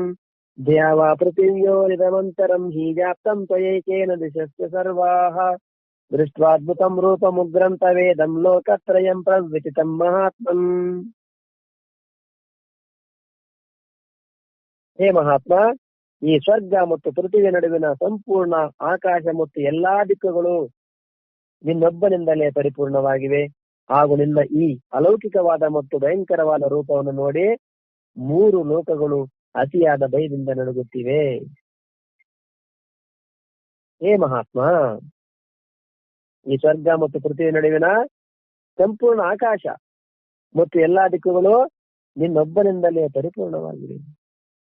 ಮಹಾತ್ಮ, ಹೇ ಪರಮಾತ್ಮ, ಸ್ವರ್ಗ ಮತ್ತು ಪೃಥ್ವಿ ಮಧ್ಯೆ ಇರ್ತಕ್ಕಂಥ ಸಂಪೂರ್ಣ ಆಕಾಶ, ಅದೇ ರೀತಿ ಎಲ್ಲಾ ದಿಕ್ಕುಗಳು ನಿನ್ನಿಂದಲೇ ಎಲ್ಲ ಪರಿಪೂರ್ಣವಾಗಿರಲಿ, ಇನ್ನೊಬ್ರು ಇರ್ಲಿಕ್ಕೆ ಅಲ್ಲಿ ಸಾಧ್ಯನೇ ಇಲ್ಲ. ಹಾಗೂ ನಿನ್ನ ಅಲೌಕಿಕವಾದ ಮತ್ತು ಭಯಂಕರವಾದ ರೂಪವನ್ನು ನೋಡಿ.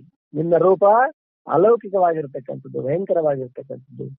ಅದನ್ನು ನೋಡಿ 3 ಲೋಕಗಳು ಅತಿಯಾದ ಭಯದಿಂದ ನಡುತ್ತಾ ಇದ್ದಾವೆ. ಈ 3 ಲೋಕ ಯಾವುದು? ಮರ್ತ್ಯ, ಪಾತಾಳ, ನಭೋ. ಸ್ವರ್ಗ, ಮರ್ತ್ಯ, ಪಾತಾಳ, ಇದಕ್ಕೆ ಅಂತರ್ಗತವಾಗಿ 14 ಲೋಕ ಬರ್ತವೆ. ಇವೆಲ್ಲ ಕೂಡ ಇದನ್ನು ನೋಡಿ ಭಯದಿಂದ ನಡುತ್ತಾ ಇದ್ದಾವೆ. ಅಮೇಹಿ ತ್ವಾಂ ಸುರ ಸಂಗಾ ವಿಶಂತಿ ಕೇಚಿತ್ ಭೀತಾ ಪ್ರಾಂಜಲಯ್ಯೋ ಗೃಣಂತಿ ಸ್ವಸ್ತಿ ತ್ವಾ ಮಹರ್ಷಿ ಸಿದ್ಧ ಸಂಗಾಃ ಸ್ತುವಂತಿ ತ್ವಾಂ ಸ್ತುತಿಭಿಃ ಪುಷ್ಕಲಾಭಿಃ. ಅಮೇಹಿ ತ್ವಾಂ ಸುರ ಸಂಗಾ ವಿಶಂತಿ ಕೇಚಿತ್ ಭೀತಾ ಪ್ರಾಂಜಲಯ್ಯೋ ಗೃಣಂತಿ ಸ್ವಸ್ತಿ ತ್ವಾ ಮಹರ್ಷಿ ಸಿದ್ಧ ಸಂಗಾಃ ಸ್ತುವಂತಿ ತ್ವಾಂ ಸ್ತುತಿಭಿಃ ಪುಷ್ಕಲಾಭಿಃ. ಅದೇ ದೇವತೆಗಳ ಸಮೂಹಗಳು ನಿನ್ನಲ್ಲೇ ಪ್ರವೇಶ ಮಾಡ್ತಾ ಇದ್ದಾವೆ ಮತ್ತು ಕೆಲವರು ಭಯಭೀತರಾಗಿ ಕೈ ಜೋಡಿಸಿ ನಿನ್ನ ನಾಮ ಮತ್ತು ಗುಣಗಳನ್ನ ಕೊಂಡಾಡ್ತಾ ಇದ್ದಾರೆ. ಹಾಗೂ ಮಹರ್ಷಿಗಳು ಮತ್ತು ಸಿದ್ಧರುಗಳ ಸಮುದಾಯವು ಸ್ವಸ್ತಿ ವಾಚನಗೈದು ಉತ್ತಮೋತ್ತಮ ಸ್ತೋತ್ರಗಳಿಂದ ನಿನ್ನನ್ನು ಸ್ತುತಿ ಮಾಡ್ತಾ ಇದ್ದಾರೆ. ಆ ವಿಶ್ವರೂಪದಲ್ಲಿ ಏನೇನು ನಡೀತಾ ಇದೆ, ಅದೇ ಆ ದೇವತೆಗಳ ಸಮೂಹಗಳು ನಿನ್ನಲ್ಲಿ ಪ್ರವೇಶ ಮಾಡ್ತಾ ಇದ್ದಾವೆ. ಕೆಲವರು ಭಯಭೀತರಾಗಿ ಕೈ ಜೋಡಿಸಿಕೊಂಡು ನಿನ್ನ ನಾಮ ಗುಣಗಳನ್ನ ಕೊಂಡಾಡ್ತಾ ಇದ್ದಾರೆ. ಇನ್ನು ಮಹರ್ಷಿಗಳು ಮತ್ತು ಸಿದ್ಧರುಗಳು, ಅವರ ಸಮುದಾಯ, ಮಹರ್ಷಿ ಸಿದ್ಧ ಸಮುದಾಯಗಳು ಏನ್ ಸ್ವಸ್ತಿ ವಾಚನ ಮಾಡ್ತಿದ್ದಾರೆ. ಸ್ವಸ್ತಿ, ಉತ್ತಮೋತ್ತಮ ಸ್ತೋತ್ರಗಳಿಂದ ನಿನ್ನನ್ನ ಸ್ತುತಿ ಮಾಡ್ತಾ ಇದ್ದಾರೆ. ಸ್ವಸ್ತಿ ವಾಚನ ಮಾಡ್ತಾ ಇದ್ದಾರೆ. ಈ ಕಡೆ ಸ್ತುತಿ ಸ್ತೋತ್ರಗಳನ್ನ ಕೂಡ ಮಾಡ್ತಾ ಇದ್ದಾರೆ. ಯಾರು? ಮಹರ್ಷಿಗಳು, ಸಿದ್ಧ ಸಮುದಾಯಗಳು. ದ್ಯಾವ ರುದ್ರಾದಿತ್ಯ ವಸವೋ ಏಚ ಸಾಧ್ಯ ವಿಶ್ವೇಶ್ವಿನೌ ಮರುತಶ್ಚೋಷ್ಮಪಾಶ್ಚ ಗಂಧರ್ವ ಯಕ್ಷ ಸುರಸಿದ್ಧ ಸಂಘ ವೀಕ್ಷಂತೆ ತ್ವಾಂ ವಿಸ್ಮೃತಾಶ್ಚೈವ ಸರ್ವೇ. ರುದ್ರಾದಿತ್ಯ ವಸವೋ ಏಚ ಸಾಧ್ಯ ವಿಶ್ವೇಶ್ವಿನೌ ಮರುತಶ್ಚೋಷ್ಮಪಾಶ್ಚ ಗಂಧರ್ವ ಯಕ್ಷ ಸುರಸಿದ್ಧ ಸಂಘ ವೀಕ್ಷಂತೆ ತ್ವಾಂ ವಿಸ್ಮೃತಾಶ್ಚೈವ ಸರ್ವೇ. ಯಾವ ಏಕಾದಶಿ ರುದ್ರರು ಮತ್ತು ದ್ವಾದಶಾದಿತ್ಯರು ಹಾಗೂ ಅಷ್ಟವಸುಗಳು ಸಾಧ್ಯರು, ವಿಶ್ವೇ ದೇವತೆಗಳು, ಅಶ್ವಿನಿ ಕುಮಾರರು ಹಾಗೂ ಮರುದ್ಗಣಗಳು ಮತ್ತು ಪಿತೃಗಳ ಸಮುದಾಯವು, ಹಾಗೆಯೇ ಗಂಧರ್ವರು, ಯಕ್ಷರು, ರಾಕ್ಷಸರು ಮತ್ತು ಸಿದ್ಧರುಗಳ ಸಮುದಾಯವಿದೆಯೋ ಅವರೆಲ್ಲರೂ ವಿಸ್ಮಿತರಾಗಿ ನಿನ್ನನ್ನ ನೋಡ್ತಾ ಇದ್ದಾರೆ. ಏಕಾದಶ ರುದ್ರರು, ದ್ವಾದಶ ಆದಿತ್ಯರು ಹಾಗೂ ಅಷ್ಟವಸುಗಳು, ಸಾಧ್ಯರು, ವಿಶ್ವೇ ದೇವತೆಗಳು, ಅಶ್ವಿನಿ ಕುಮಾರರು, ಇದ್ರ ಬಗ್ಗೆ ನಿಂದೆ ಬಂತು ನಮ್ಗೆ, ಮತ್ತು ಮರುದ್ಗಣಗಳು ಮತ್ತು ಪಿತೃಗಳ ಸಮುದಾಯ, ಪಿತೃದೇವತೆಗಳು, ಹಾಗೇನೆ ಗಂಧರ್ವರು, ಯಕ್ಷರು, ರಾಕ್ಷಸರು ಮತ್ತು ಸಿದ್ಧರುಗಳ ಸಮುದಾಯವಿದೆಯೋ ಅವರೆಲ್ಲ ಕೂಡ ವಿಸ್ಮಿತರಾಗಿ ಅಂದ್ರೆ ಆಶ್ಚರ್ಯಚಕಿತರಾಗಿ ನಿನ್ನನ್ನೇ ನೋಡ್ತಾ ಇದ್ಬಿಟ್ಟಿದ್ದಾರೆ. ರೂಪಂ ಮಹತ್ತೇ ಬಹುವಕ್ತ್ರ ನೇತ್ರಂ ಮಹಾಬಾಹೋ ಬಹುಬಾಹೂರುಪಾದಂ ಬಹುದರಂ ಬಹುಧನುಷ್ಟ್ರಾಕರಾಲಂ ದೃಷ್ಟ್ವಾ ಲೋಕಾಪುರವಿಚಿತಾಸ್ತತಾಹಂ. ರೂಪಂ ಮಹತ್ತೇ ಬಹುವಕ್ತ್ರ ನೇತ್ರಂ ಮಹಾಬಾಹೋ ಬಹುಬಾಹೂರುಪಾದಂ ಬಹುದರಂ ಬಹುಧನುಷ್ಟ್ರಾಕರಾಲಂ ದೃಷ್ಟ್ವಾ ಲೋಕಾಪುರವಿಚಿತಾಸ್ತತಾಹಂ.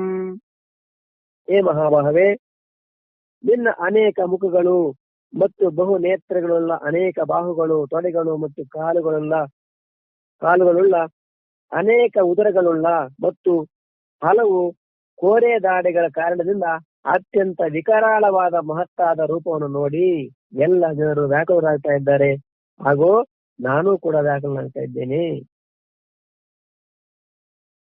ಹೇ ಮಹಾಬಾಹು, ವಿಶಾಲವಾದ ಬಾಹುಗಳುಳ್ಳವನೇ, ನಿನ್ನ ಅನೇಕ ಮುಖಗಳು, ಒಂದಲ್ಲ ಎರಡಲ್ಲ ಅನೇಕವಾಗಿರ್ತ ಮುಖಗಳು,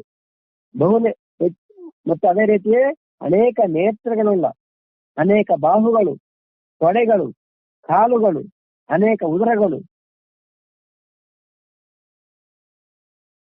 ಮತ್ತು ಕೋರೆ ದಾಡೆಗಳ ಕಾರಣ, ಅದೇ ರೀತಿ ಕೋರೆ ಹಲ್ಲುಗಳು, ಅತ್ಯಂತ ವಿಕಾರವಾಗಿರುತ್ತೆ, ವಿಕರಾಳವಾದ ಮತ್ತು ಮಹತ್ತಾದ ರೂಪವನ್ನು ನೋಡಿ, ವಿಕಾರವಾಗಿರ್ತಕ್ಕಂಥ ಮಹತ್ತಾದ ರೂಪವನ್ನು ನೋಡಿ ಜನರೆಲ್ಲ ಕೂಡ ಏನ ವ್ಯಾಕುಲರಾಗ್ತಾ ಇದ್ದಾರೆ, ಭಯಭೀತರಾಗ್ತಾ ಇದ್ದಾರೆ.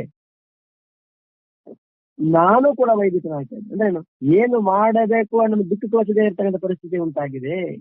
ಈ ವ್ಯಾಕುಲತೆ ಅಂದ್ರೆ ಏನ್ ಮಾಡಬೇಕು ಅಂತ ದಿಕ್ಕು ತೋಚ್ತಾ ಇಲ್ಲ, ಈಗ ಅಂತ ಪರಿಸ್ಥಿತಿ ಉಂಟಾಗಿದೆ.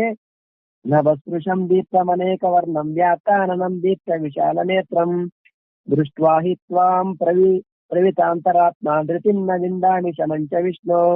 ನವಸ್ಪೃಶಂ ದೀಪ್ತಮನೇಕ ವರ್ಣಂ ವ್ಯಾತಾನನಂ ದೀಪ್ತ ವಿಶಾಲ ನೇತ್ರಂ ದೃಷ್ಟ್ವಾ ಹಿ ತ್ವಾಂ ಪ್ರವಿತಾಂತರಾತ್ಮ ಧೃತಿನ್ನ ವಿಂದಾಣಿ ಶಮಂಚ ವಿಷ್ಣು.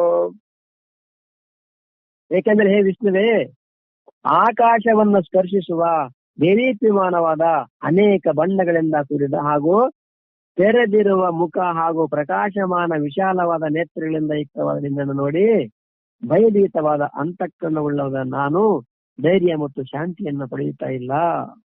ನೋಡಿ, ಹೇ ವಿಷ್ಣುವೇ, ಆಕಾಶವನ್ನು ಸ್ಪರ್ಶಿಸುವ ದೇದೀಪ್ಯಮಾನವಾದ ಆ ಪರಮಾತ್ಮನ ರೂಪ ಅನ್ನು ವರ್ಣನೆ ಮಾಡ್ತಾ, ಆಕಾಶವನ್ನು ಸ್ಪರ್ಶಿಸುವಂತೆ ಅಷ್ಟು ವ್ಯಾಪಕವಾಗಿದೆ, ವಿಶಾಲವಾಗಿದೆ, ದೇದೀಪ್ಯಮಾನವಾಗಿರ್ತಕ್ಕಂಥ ಅನೇಕ ಬಣ್ಣಗಳಿಂದ ಕೂಡಿದ. ಇದು ಸೂರ್ಯ ಸಹಸ್ರಕ್ಕೆ ಆ ಪ್ರಕಾಶ ದೇದೀಪ್ಯಮಾನವಾಗಿರ್ತಕ್ಕಂಥದ್ದು, ಅನೇಕ ಬಣ್ಣಗಳಿಂದ ಕೂಡಿದ ಹಾಗೂ ತೆರೆದಿರುವ ಮುಖ ಹಾಗೂ ಪ್ರಕಾಶಮಾನ ವಿಶಾಲ ನೇತ್ರಗಳಿಂದ. ತೆರೆದಿರ್ತಕ್ಕಂಥ ಮುಖ, ಬಾಯಿ ಹಾಗೆ ತೆರ್ಕೊಂಡಿದೆ, ಪ್ರಕಾಶಮಾನವಾದ ವಿಶಾಲವಾದ ನೇತ್ರಗಳಿಂದ ಯುಕ್ತನಾಗಿ. ಆಗ ಏನ್ ಮಾಡ್ತಾ ಇದ್ದಾನೆ ಅರ್ಜುನ? ತೆರೆದಿರ್ತಕ್ಕಂಥ ಮುಖ, ಪ್ರಕಾಶಮಾನವಾದ ವಿಶಾಲವಾದ ನೇತ್ರಗಳಿಂದ ಕೂಡಿರ್ತಕ್ಕಂಥ ನಿನ್ನನ್ನು ನೋಡಿ ಭಯಭೀತವಾದ ಅಂತಃಕರಣವುಳ್ಳವನಾದ ನಾನು ಭಯಭೀತನಾಗಿದ್ದೇನೆ. ನನ್ನ ಅಂತಃಕರಣ ಭಯಭೀತಗೊಂಡಿದೆ, ಧೈರ್ಯವನ್ನ ಶಾಂತಿಯನ್ನ ಕಳ್ಕೊಂಡಿದ್ದೀನಿ ನಾನು ಕೃಷ್ಣ. ನಮಸ್ಕಾರ ಕರಾಲಾನಿ ತೇ ಮುಖಾನಿ ದೃಷ್ಟ್ವೈವ ಕಾಲಾನಲ ಸನ್ನಿಭಾನಿ ದಿಶೋ ನ ಜಾನೇನ ಲಭೇಚ ಶರ್ಮ ಪ್ರಸೀದ ದೇವೇಶ ಜಗನ್ನಿವಾಸ. ನಮಸ್ಕಾರ ಕರಾಲಾನಿ ತೇ ಮುಖಾನಿ ದೃಷ್ಟ್ವೈವ ಕಾಲಾನಲ ಸನ್ನಿಭಾನಿ ದಿಶೋ ನ ಜಾನೇನ ಲಭೇಚ ಶರ್ಮ ಪ್ರಸೀದ ದೇವೇಶ ಜಗನ್ನಿವಾಸ. ಕೋರೆ ದಾಡೆಗಳ ಕಾರಣದಿಂದ ವಿಕರಾಳವಾದ ಪ್ರಳಯ ಕಾಲದ ಅಗ್ನಿಗೆ ಸಮಾನವಾಗಿ ಪ್ರಜ್ವಲಿತವಾದ ನಿನ್ನ ಮುಖಗಳನ್ನು ನೋಡಿ ನಾನು ದಿಕ್ಕುಗಾಣದವನಾಗಿದ್ದೇನೆ ಮತ್ತು ನೆಮ್ಮದಿಯನ್ನು ಕಳ್ಕೊಂಡಿದ್ದೇನೆ. ಆದ್ದರಿಂದ ಹೇ ದೇವೇಶನೇ, ಹೇ ಜಗನ್ನಿವಾಸನೆ, ನೀನು ಪ್ರಸನ್ನನಾಗು, ಪ್ರಸೀದ ದೇವೇಶ ಜಗನ್ನಿವಾಸ.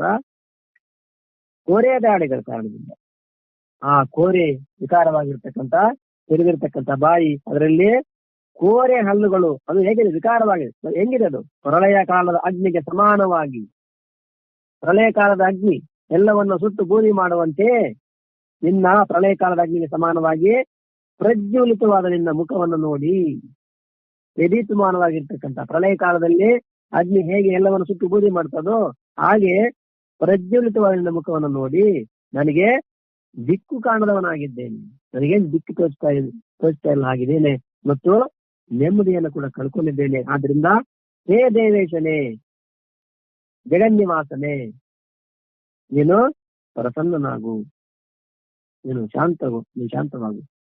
ಅಮೀಚತ್ವಾಂ ಧೃತರಾಷ್ಟ್ರಸ್ಯ ಪುತ್ರಾಃ ಸರ್ವೇ ಸಹ ವನಿಪಾಲ ಸಂಗೈಃ ಭೀಷ್ಮೋ ದ್ರೋಣ ಸೂತ ಪುತ್ರ ತಥಾ ಸಹ ಸ್ಮದೀಯೈರಪಿ ಯೋಧ ಮುಖ್ಯೈಃ ವಕ್ತ್ರಾಣಿ ತೇ ತ್ವರಮಾಣಾ ವಿಶಂತಿ ದಂಷ್ಟ್ರಾಕರಾಲಾನಿ ಭಯಾನಕಾನಿ ಕೇಚಿದ್ವಿಲಗ್ನಾ ದಶನಾಂತರೇಷು ಸಂದೃಶ್ಯಂತೆ ಚೂರ್ಣಿತೈರುತ್ತಮಾಂಗೈಃ ಅಮೀಚತ್ವಾಂ ಧೃತರಾಷ್ಟ್ರಸ್ಯ ಪುತ್ರಾಃ ಸರ್ವೇ ಸಹೈವಾವನಿಪಾಲ ಸಂಗೈಃ ಭೀಷ್ಮೋ ದ್ರೋಣ ಸೂತ ಪುತ್ರ ತಥಾ ಸಹ ಸ್ಮದೀಯೈರಪಿ ಯೋಧ ಮುಖ್ಯೈಃ ವಕ್ತ್ರಾಣಿ ತೇ ತ್ವರಮಾಣಾ ವಿಶಂತಿ ದಂಷ್ಟ್ರಾಕರಾಲಾನಿ ಭಯಾನಕಾನಿ ಕೇಚಿದ್ವಿಲಗ್ನಾ ದಶನಾಂತರೇಷು ಸಂದೃಶ್ಯಂತೆ ಚೂರಿತೈರುತ್ತಮಾಂಗೈಃ. ಆ ಎಲ್ಲ ಧೃತರಾಷ್ಟ್ರನ ಪುತ್ರರು ರಾಜರುಗಳ ಸಮುದಾಯರ ಸಹಿತವಾಗಿ ನಿನ್ನೊಳಗೆ ಪ್ರವೇಶ ಮಾಡ್ತಾ ಇದ್ದಾರೆ ಮತ್ತು ಭೀಷ್ಮ ಪಿತಾಮಹರು, ದ್ರೋಣಾಚಾರ್ಯರು, ಕರ್ಣ ಹಾಗೂ ನಮ್ಮ ಪಕ್ಷದವರು ಸಹ ಪ್ರಧಾನ ಯೋಧರುಗಳ ಸಹಿತ ಎಲ್ಲರೂ ನಿನ್ನ ಕೋರೆಯ ದಾಡುಗಳ ಕಾರಣದಿಂದ ವಿಕರಾಲವಾದ ಭಯಾನಕವಾದ ಮುಖಗಳಲ್ಲಿ ಅತಿವೇಗದಿಂದ ಧಾವಿಸುತ್ತಾ ಪ್ರವೇಶ ಮಾಡ್ತಾ ಇದ್ದಾರೆ. ಕೆಲವರಾದರೂ ಪುಡಿ ಪುಡಿಯಾದ ತಲೆಗಳ ಸಹಿತ ನಿನ್ನ ಹಲ್ಲುಗಳ ನಡುವೆ ಸಿಕ್ಕಿಕೊಂಡವರಂತೆ ಕಾಣ್ತಾ ಇದ್ದಾರೆ. ನೋಡಿ, ಪ್ರಳಯಾಗ್ನಿಗೆ ಸಮಾನವಾಗಿರ್ತಕ್ಕಂಥ ಆ ಮುಖಗಳನ್ನು ನೋಡಿ ನಾನು ದಿಕ್ಕು ಕಾಣದವನಾಗಿದ್ದೇನೆ. ಏನಾಯ್ತಾ ಇದೆ? ಈ ಎಲ್ಲಾ ಧೃತರಾಷ್ಟ್ರನ ಪುತ್ರರು ರಾಜರುಗಳ ಸಮುದಾಯ ಸಹಿತವಾಗಿ, ಈ ಧೃತರಾಷ್ಟ್ರನ ಎಷ್ಟು ಜನ ಪುತ್ರರಿದ್ದಾರೆ, ಅವರ ಜೊತೆ ಬಂದಿರತಕ್ಕಂಥ ರಾಜರು ಎಷ್ಟು ಜನ ಇದ್ದಾರೆ, ಅವರೆಲ್ಲ ಕೂಡ ನಿನ್ನೊಳಗೆ ಪ್ರವೇಶ ಮಾಡ್ತಾ ಇದ್ದಾರೆ. ಆ ವಿಕಾರವಾಗಿರ್ತಕ್ಕಂಥ ಆ ಮುಖಗಳಲ್ಲಿ ಪ್ರಳಯಾಗ್ನಿಗೆ ಸಮಾನವಾಗಿರ್ತಕ್ಕಂಥ ಆ ತೇಜಸ್ಸಿನಲ್ಲಿ ಅದರೊಳಗೆ ಎಲ್ರು ಕೂಡ ಪ್ರವೇಶ ಮಾಡ್ತಾರೆ. ಮತ್ತು ಭೀಷ್ಮ ಪಿತಾಮಹರು, ದ್ರೋಣಾಚಾರ್ಯರು, ಕರ್ಣ ಮತ್ತು ನಮ್ಮ ಪಕ್ಷ ಸಹ ಪ್ರಧಾನ ಯೋಧರು ಸಹಿತ ಭೀಷ್ಮ, ದ್ರೋಣರು, ಕರ್ಣ ಅಷ್ಟೇ ಅಲ್ಲ, ಕೇವಲ ಆ ಕಡೆಯವರಲ್ಲ, ನಮ್ಮ ಪಕ್ಷದವರು ಸಹ ಪ್ರಧಾನ ಯೋಧರುಗಳ ಸಹಿತ ನಿನ್ನ ಕೋರೆಯ ದಾಳಿಗಳ ಕಾರಣದಿಂದ ವಿಕಾರವಾದ ಭಯಾನಕವಾದ ಮುಖದಲ್ಲಿ ಪ್ರವೇಶ ಮಾಡ್ತಿದ್ದಾರೆ. ಅತಿ ವೇಗವಾಗಿ, ನಿಧಾನವಾಗಲ್ಲ. ಹಾಗೆ ಎಳ್ಕೊಂತ ನೋಡಿದಿರಾ? ಕೆಲವೊಂದು ತನ್ನ ಒಳಗೆ ಹಂಗೆ ಎಳ್ಕೊಂಡ್ಬಿಡ್ತದೆ, ಅಷ್ಟು ವೇಗವಾಗಿ ಎಳ್ಕೊಂಡ್ಬಿಡ್ತದೆ. ನೀವು ನೋಡಿದ್ದೀರಾ ಈ ವಿಮಾನದರೆ ಇಂಜನ್ ಅಲ್ಲೇನಿದ್ರೆ ಅತಿ ವೇಗವಾಗಿ ಹಂಗೆ ಎಳ್ಕೊಂಡ್ಬಿಡ್ತದೆ. ಅದೆಷ್ಟಪ್ಪ ಅಂದ್ರೆ ವಿತಿನ್ ಸೆಕೆಂಡ್ ಅಲ್ಲಿ ಏನೇ ಇರ್ಲಿ ಎಳ್ಕೊಂಡ್ಬಿಡ್ತದೆ. ಅದಕ್ಕಾಗಿ ಅಲ್ಲೆಲ್ಲ ಬಯಲಿಟ್ಟಿರ್ತಾರೆ. ಹಾಗೆ ಅತಿವೇಗದಿಂದ ಧೃತರಾಷ್ಟ್ರನ ಪುತ್ರರು, ರಾಜರು, ಅವರ ಸಮುದಾಯ, ವಿಶೇಷವಾಗಿ ಭೀಷ್ಮ ಪಿತಾಮಹರು, ದ್ರೋಣಾಚಾರ್ಯರು, ಕರ್ಣ ಅಷ್ಟೇ ಅಲ್ಲ, ನಮ್ಮ ಪಕ್ಷದ ಪ್ರಧಾನ ಯೋಧರುಗಳ ಸಹಿತವಾಗಿ ಎಲ್ಲರೂ ನಿನ್ನ ಕೋರೆ ದಾಳಿಗಳಲ್ಲಿ ವಿಕಾರವಾದ ಭಯಾನಕವಾದ ಮುಖದಲ್ಲಿ ಅತಿ ವೇಗದಿಂದ ಧಾವಿಸ್ತಾ ಇದ್ದಾರೆ, ಪ್ರವೇಶ ಮಾಡ್ತಾ ಇದ್ದಾರೆ. ಕೆಲವರಾದರೂ ಪುಡಿ ಪುಡಿಯಾದ ತಲೆಗಳ ಸಹಿತ ಆ ಹಲ್ಲುಗಳ ಮಧ್ಯೆ ಸಿಕ್ಕೊಂಡು ಪುಡಿ ಪುಡಿಯಾಗಿ ಆ ತಲೆಗಳಲ್ಲಿ ಸಿಕ್ಕೊಂಡು ಅಲ್ಲೇ ಹಾಗೆ ಜೋತಾಡ್ತಾ ಇದ್ದೇವೆ. ಅದನ್ನ ನಾನು ನೋಡ್ತಾ ಇದ್ದೇನೆ. ಎರಡು ಸೇನೆಗಳ ಯೋಧರು ಯಾವ ಪ್ರಕಾರವಾಗಿ ಭಗವಂತನ ಆ ಮುಖಗಳಲ್ಲಿ ಪ್ರವೇಶ ಮಾಡ್ತಾ ಇದ್ದಾರೆ ಅದನ್ನ ಅರ್ಜುನ ನೋಡಿದ. ಮುಂದೆ ಕೂಡ ದೃಷ್ಟಾಂತ ಕೊಡ್ತಾರೆ, ಹೇಗೆ ನದಿ ಜಲ ಸಮುದ್ರವು ಸೇರ್ತದೋ, ಪತಂಗಗಳು ಅಗ್ನಿಯೊಳಗೆ ಪ್ರವೇಶ ಮಾಡ್ತಾವೋ, ಅದನ್ನು ದೃಷ್ಟಾಂತ ಕೊಟ್ಟು ಮುಂದೆ ಹೇಳ್ತಾರೆ.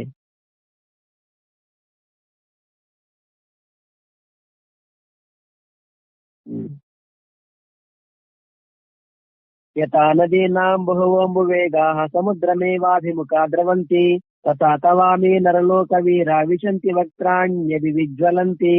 ಯಥಾ ನದೀನಾಂ ಬಹವೋಂಬುವೇಗಾಃ ಸಮುದ್ರಮೇವಾಭಿಮುಖಾ ದ್ರವಂತಿ ತಥಾ ತವಾಮಿ ನರಲೋಕವೀರಾ ವಿಶಂತಿ ವಕ್ತ್ರಾಣ್ಯಭಿವಿಜ್ವಲಂತಿ. ಹೇಗೆ ನದಿಗಳ ಅನೇಕವಾದ ಜಲಪ್ರವಾಹಗಳು ಸ್ವಾಭಾವಿಕವಾಗಿ ಸಮುದ್ರಕ್ಕೆ ಸಮ್ಮುಖವಾಗಿ ಧಾವಿಸುತ್ತವೋ, ಅರ್ಥಾತ್ ಸಮುದ್ರದಿಂದ ಪ್ರವೇಶಿಸುತ್ತವೋ, ಹಾಗೆ ನರಲೋಕದ ಶ್ರೇಷ್ಠ ವೀರರು ಸಹ ಪ್ರಜ್ವಲಿತವಾದ ನಿನ್ನ ಮುಖಗಳಲ್ಲಿ ಪ್ರವೇಶ ಮಾಡ್ತಾ ಇದ್ದಾರೆ. ಹೇಗೆ ಆ ಪರಮಾತ್ಮನ ಮುಖದಲ್ಲಿ ಪ್ರವೇಶ ಮಾಡ್ತಾ ಇದ್ದಾರೆ ಅನ್ನೋದನ್ನ ಇಲ್ಲಿ ದೃಷ್ಟಾಂತದ ಮೂಲಕ, ಹೇಗೆ ನದಿಗಳು ಸಮುದ್ರವನ್ನ ಪ್ರವೇಶವಾಗಿ ಸಮುದ್ರವೇ ಆಗುವಂತೆ ಭೀಷ್ಮ ದ್ರೋಣರಿಗೆ ಸ್ವಲ್ಪ ವಿಶೇಷವಾಗಿರ್ತಕ್ಕಂಥ ವಿಧಾನ ಅಲ್ಲಿ ನಾವು ನೋಡ್ಕೊಂಡ್ವಿ. ಹೇಗೆ ಅದಕ್ಕೆ ಸಂಬಂಧಪಟ್ಟಂತೆ ಪರಮಾತ್ಮಲ್ಲೇ ಒಂದಾಗ್ತಾರೆ. ಯಾಕೆ? ಅವರಷ್ಟು ಮಹಾನುಭಾವರಾಗಿದ್ದರು. ಅದಕ್ಕೆ ಸಂಬಂಧಪಟ್ಟಂತೆ ಹೇಗೆ ನದಿಗಳ ಅನೇಕವಾದ ಜಲಪ್ರವಾಹಗಳು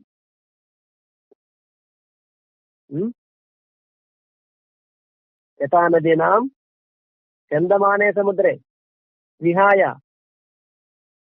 ಎಲ್ಲಾ ನದಿಗಳು ಸಮುದ್ರವನ್ನು ಸೇರಿ ಸಮುದ್ರವೇ ಆಗ್ತಾ ಇದ್ದವು, ಸಮುದ್ರಕ್ಕೆ ಸಮ್ಮುಖವಾಗಿ ಧಾವಿಸುತ್ತವು, ಅರ್ಥಾತ್ ಸಮುದ್ರದಲ್ಲಿ ಪ್ರವೇಶಿಸುತ್ತವು. ಹಾಗೆಯೇ ನರಲೋಕದ ಶ್ರೇಷ್ಠ ವೀರರು ಸಹ ಪ್ರಜ್ವಲಿತವಾದ ನಿನ್ನ ಮುಖಗಳಲ್ಲಿ ಪ್ರವೇಶ ಮಾಡ್ತಾ ಇದ್ದಾರೆ. ಅದಕ್ಕೆ ಸಂಬಂಧಪಟ್ಟಂತೆ ಇಲ್ಲಿ ನೋಡಿದ ದೃಷ್ಟಾಂತ, ಇಲ್ಲಿ ಭೀಷ್ಮ ದ್ರೋಣಾದಿಗಳ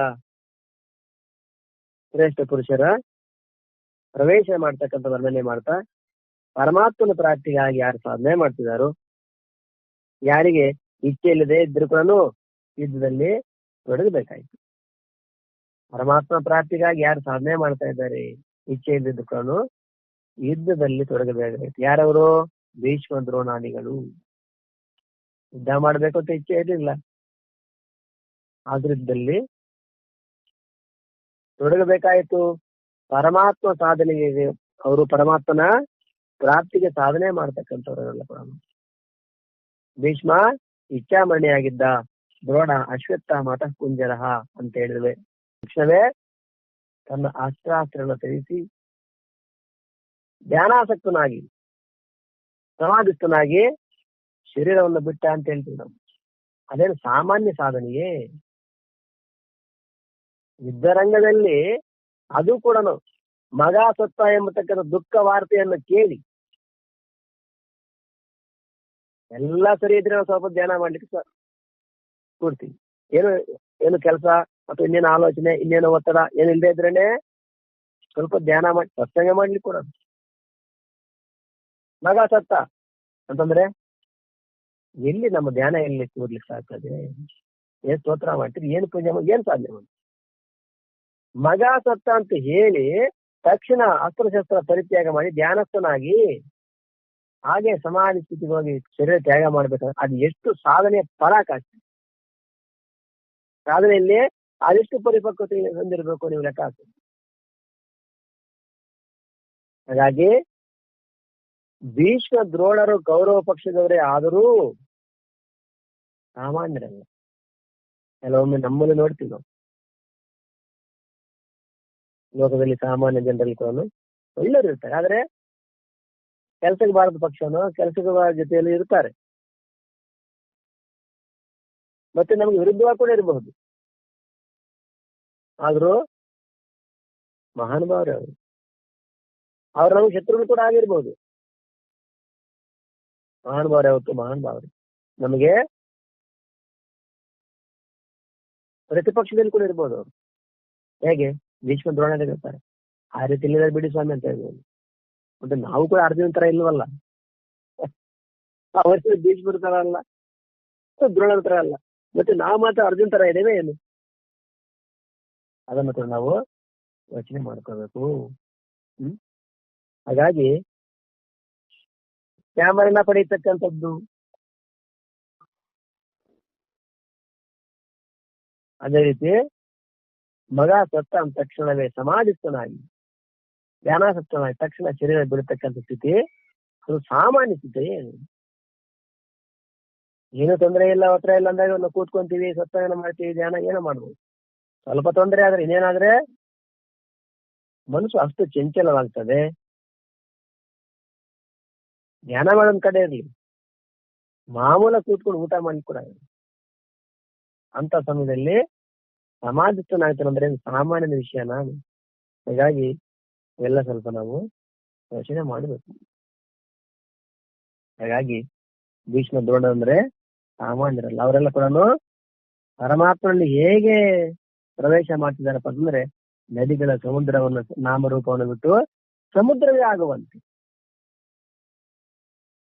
ಇನ್ನು ಸಾಮಾನ್ಯ ಜನರಿಗಾಗಿ ಪತಂಗಗಳು ಅಗ್ನಿಯನ್ನ ಪ್ರವೇಶ ಮಾಡುವಂತೆ ನಾಮರೂಪ ಇಲ್ಲದೆ ಸುತ್ತೋಗ್ಬಿಡ್ತಾವೆ. ಇವು ನಾಮರೂಪವನ್ನು ಬಿಟ್ಟು ಸಮುದ್ರ ಆಗ್ತದೆ, ಇವು ನಾಮರೂಪ ಇಲ್ಲದೇನೆ ಸುತ್ತೋಗ್ಬಿಡ್ತಾವೆ. ಅಷ್ಟೇ ವ್ಯತ್ಯಾಸ ಸಾಮಾನ್ಯರಿಗೂ ಸಾಧಕರಿಗೂ ಇರತಕ್ಕಂಥ ವ್ಯತ್ಯಾಸ. ನಾಮರೂಪ ಬಿಟ್ಟು ಪರಮಾತ್ಮವೇ ಒಂದಾಗ್ತಾರೆ, ಇವರು ನಾಮರೂಪ ಇಲ್ಲದೆ ಸುತ್ತು ಬೂದಿ ಆಗಿರ್ತಾರೆ. ಅದಕ್ಕೆ ಅದನ್ನ ಇಲ್ಲಿ ನದಿ ಮತ್ತು ಅಗ್ನಿಯ ದೃಷ್ಟಾಂತವನ್ನು ಕೊಟ್ಟು ಇಲ್ಲಿ ಹೇಳ್ತಾ ಇದ್ದಾರೆ. ಭೀಷ್ಮ ದ್ರೋಣರಿಗಳು ಶ್ರೇಷ್ಠ ವೀರ ಶೂರ ಪುರುಷರು ಪ್ರವೇಶ ಮಾಡುವುದರ ವರ್ಣನೆ ಇಲ್ಲಿ ಮಾಡ್ತಾ, ಯಾರು ಭಗವಂತನ ಪ್ರಾಪ್ತಿಗಾಗಿ ಸಾಧನೆ ಮಾಡ್ತಾ ಇದ್ದಾರೋ ಮತ್ತು ಯಾರಿಗೆ ಇಚ್ಛೆ ಎಂದು ಕೂಡ ಯುದ್ಧದಲ್ಲಿ ತೊಡಗಬೇಕಾಯಿತು, ಹಾಗೂ ಯಾರು ಯುದ್ಧದಲ್ಲಿ ಮಡಿದು ಭಗವಂತನನ್ನೇ ಪಡೆಯುವವರಾಗಿದ್ದರು, ಇದೇ ಕಾರಣದಿಂದ ಅವರಿಗಾಗಿ ನರಲೋಕ ವೀರರು ಕಶ್ಚಿದ್ದೀರಹ ಕರ್ತ್ಯಗಾತ್ಮನಮೈಕ್ಷತೋ ಆವೃತ ಚಕ್ಷು ಅಮೃತತ್ವಮಿಚ್ಚನ್ ಶಿರಸ್ಯದಾರ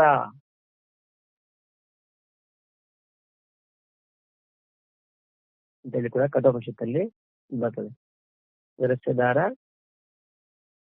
ದುರ್ಗಂ ಪಥಸ್ತತ್ತು ಕವಯೋ ವದಂತಿ, ಶಿರಸ್ಯದಾರ ದುರ್ಗಂ ಪಥಸ್ತತ್ತು ಕವಯೋ ವದಂತಿ ಅಂತೇಳಿ ಒಂದ್ ಕಡೆ ಬರ್ತದೆ. ಹಾಗೆ ಇವರಿಗಾಗಿ ನರಲೋಕ ವೀರ ಅಂತೇಳಿ ಸಂಬೋಧನೆ ಮಾಡ್ತಾರೆ. ಅವರು ಭೌತಿಕ ಯುದ್ಧದಲ್ಲಿ ಹೇಗೆ ಮಹಾವೀರರಾಗಿದ್ದರೋ ಹಾಗೆಯೇ ಭಗವತ್ ಪ್ರಾಪ್ತಿ ಸಾಧನ ರೂಪಿ ಆಧ್ಯಾತ್ಮಿಕ ಯುದ್ಧದಲ್ಲಿ ಕೂಡ ಕಾಮಾದಿ ಶತ್ರುಗಳ ಜೊತೆ ತುಂಬಾ ವೀರರಾಗಿ ಕಾದಾಡುವವರಾಗಿದ್ದರು. ಅವರ ಪ್ರವೇಶದಲ್ಲಿ ನದಿ ಮತ್ತು ಸಮುದ್ರದ ದೃಷ್ಟಾಂತವನ್ನು ಕೊಟ್ಟು ಅರ್ಜುನ, ಹೀಗೆ ನದಿಗಳು ಹೇಗೆ ನೀರು ಸ್ವಾಭಾವಿಕವಾಗಿ ಸಮುದ್ರದ ಕಡೆಗೆ ಓಡ್ತಾವು ಮತ್ತು ಕೊನೆಯಲ್ಲಿ ತಮ್ಮ ನಾಮರೂಪ ತ್ಯಜಿಸಿ ಸಮುದ್ರವೇ ಆಗ್ತದೋ ಹಾಗೆಯೇ ಈ ಶೂರವೀರರಾದ ಭಕ್ತ ಜನರು ಕೂಡ ನಿನ್ನಡೆಗೆ ಮುಖ ಮಾಡಿ ಓಡ್ತಾ ಇದ್ದಾರೆ ಮತ್ತು ನಿನ್ನೊಳಗೆ ಅಭಿನ್ನ ಭಾವದಿಂದ ಪ್ರವೇಶಿಸುತ್ತಿದ್ದಾರೆ ಎಂಬ ಭಾವನೆಯಲ್ಲಿ ತೋರಿಸ್ತಾ ಇದ್ದಾರೆ. ಇಲ್ಲಿ ಅವರು ಭೌತಿಕ ಯುದ್ಧದಲ್ಲಿ ಹೇಗೆ ಮಹಾವೀರರಾಗಿದ್ರು ಭೀಷ್ಮ ದ್ರೋಣ ಕರ್ಣಾದಿಗಳು, ಹಾಗೆ ಪರಮಾತ್ಮ ಪ್ರಾಪ್ತಿ ಸಾಧನ ರೂಪಿ ಆಧ್ಯಾತ್ಮಿಕ ಯುದ್ಧದಲ್ಲಿ ಕೂಡ ಮತ್ತೆ ಇಲ್ಲೇನಪ್ಪ ಯುದ್ಧ ಅಂದ್ರೆ ಕಾಮಾದಿ ಶತ್ರುಗಳ ಜೊತೆ ತುಂಬಾ ವೀರರಾಗಿ ಕಾದಾಡುವವರಾಗಿದ್ದರು. ನಮ್ಮ ಯುದ್ಧ ಭೌತಿಕ ಯುದ್ಧ ಬೇರೆ ಮತ್ತು ಪರಮಾತ್ಮ ಪ್ರಾಪ್ತಿ ಸಾಧನ ರೂಪಿ ಆಧ್ಯಾತ್ಮಿಕ. ನೀವು ಮಾತನಾಡುತ್ತಿರುವ ವ್ಯಕ್ತಿಯು ನಿಮ್ಮ ಕರೆಯನ್ನು ಹೋಲ್ನಲ್ಲಿ ಇರಿಸಿದ್ದಾರೆ.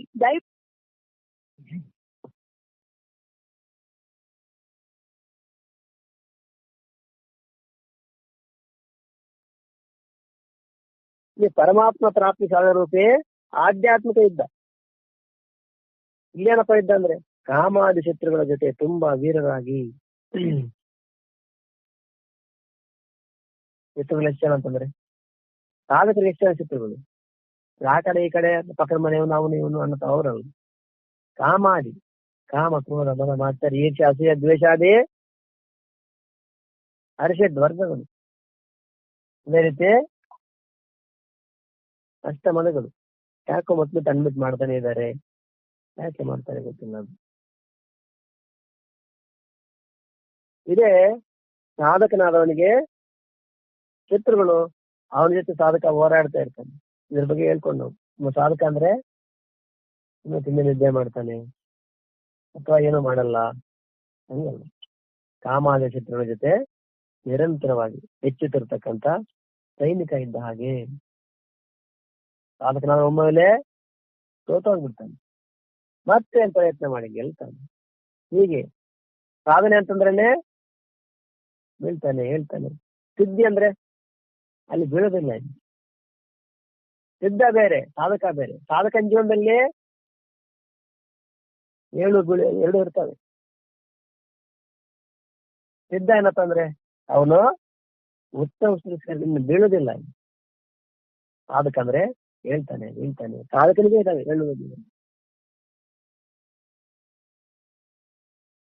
ಇದು ಆಧ್ಯಾತ್ಮಿಕ ಯುದ್ಧ.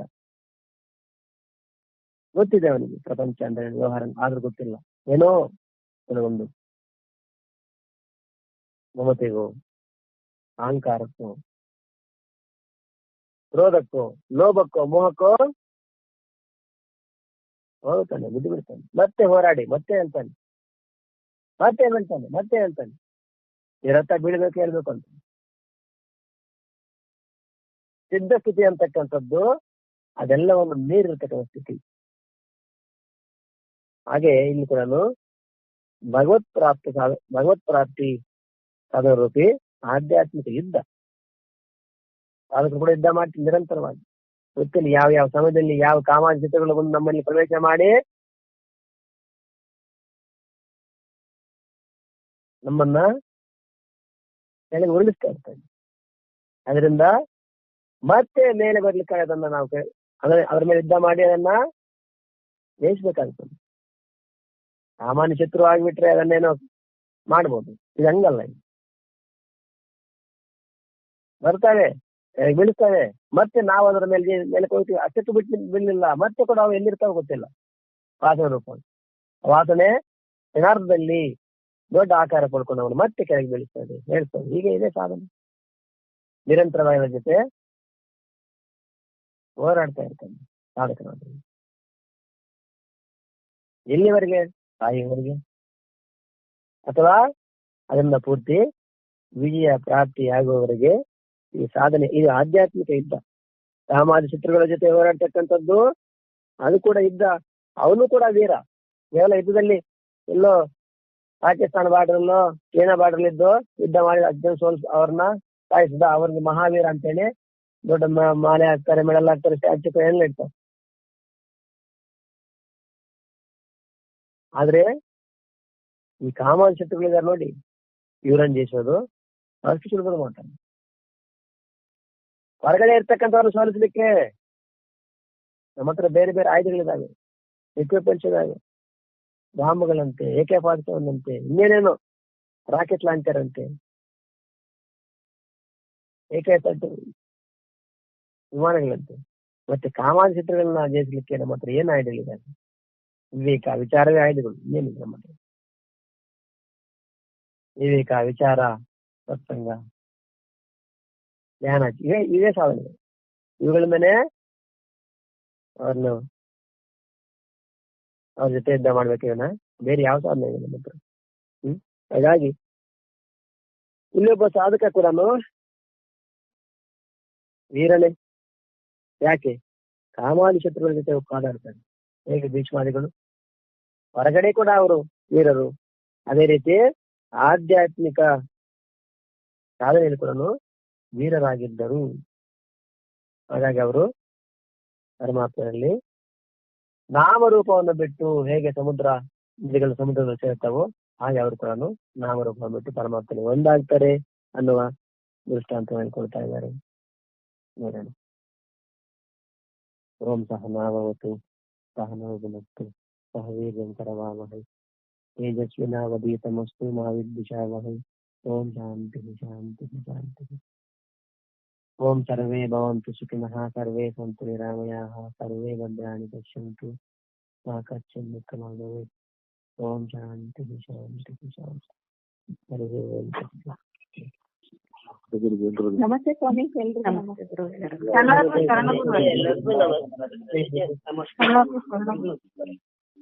ಎಲ್ಲರಿಗೂ ನಮಸ್ತೆ ಅಪ್ಪಾಜಿ. ಎಲ್ಲರಿಗೂ ನಮಸ್ತೆ. ಎಲ್ರಿಗೂ ನಮಸ್ತೆ. ಶರಣ.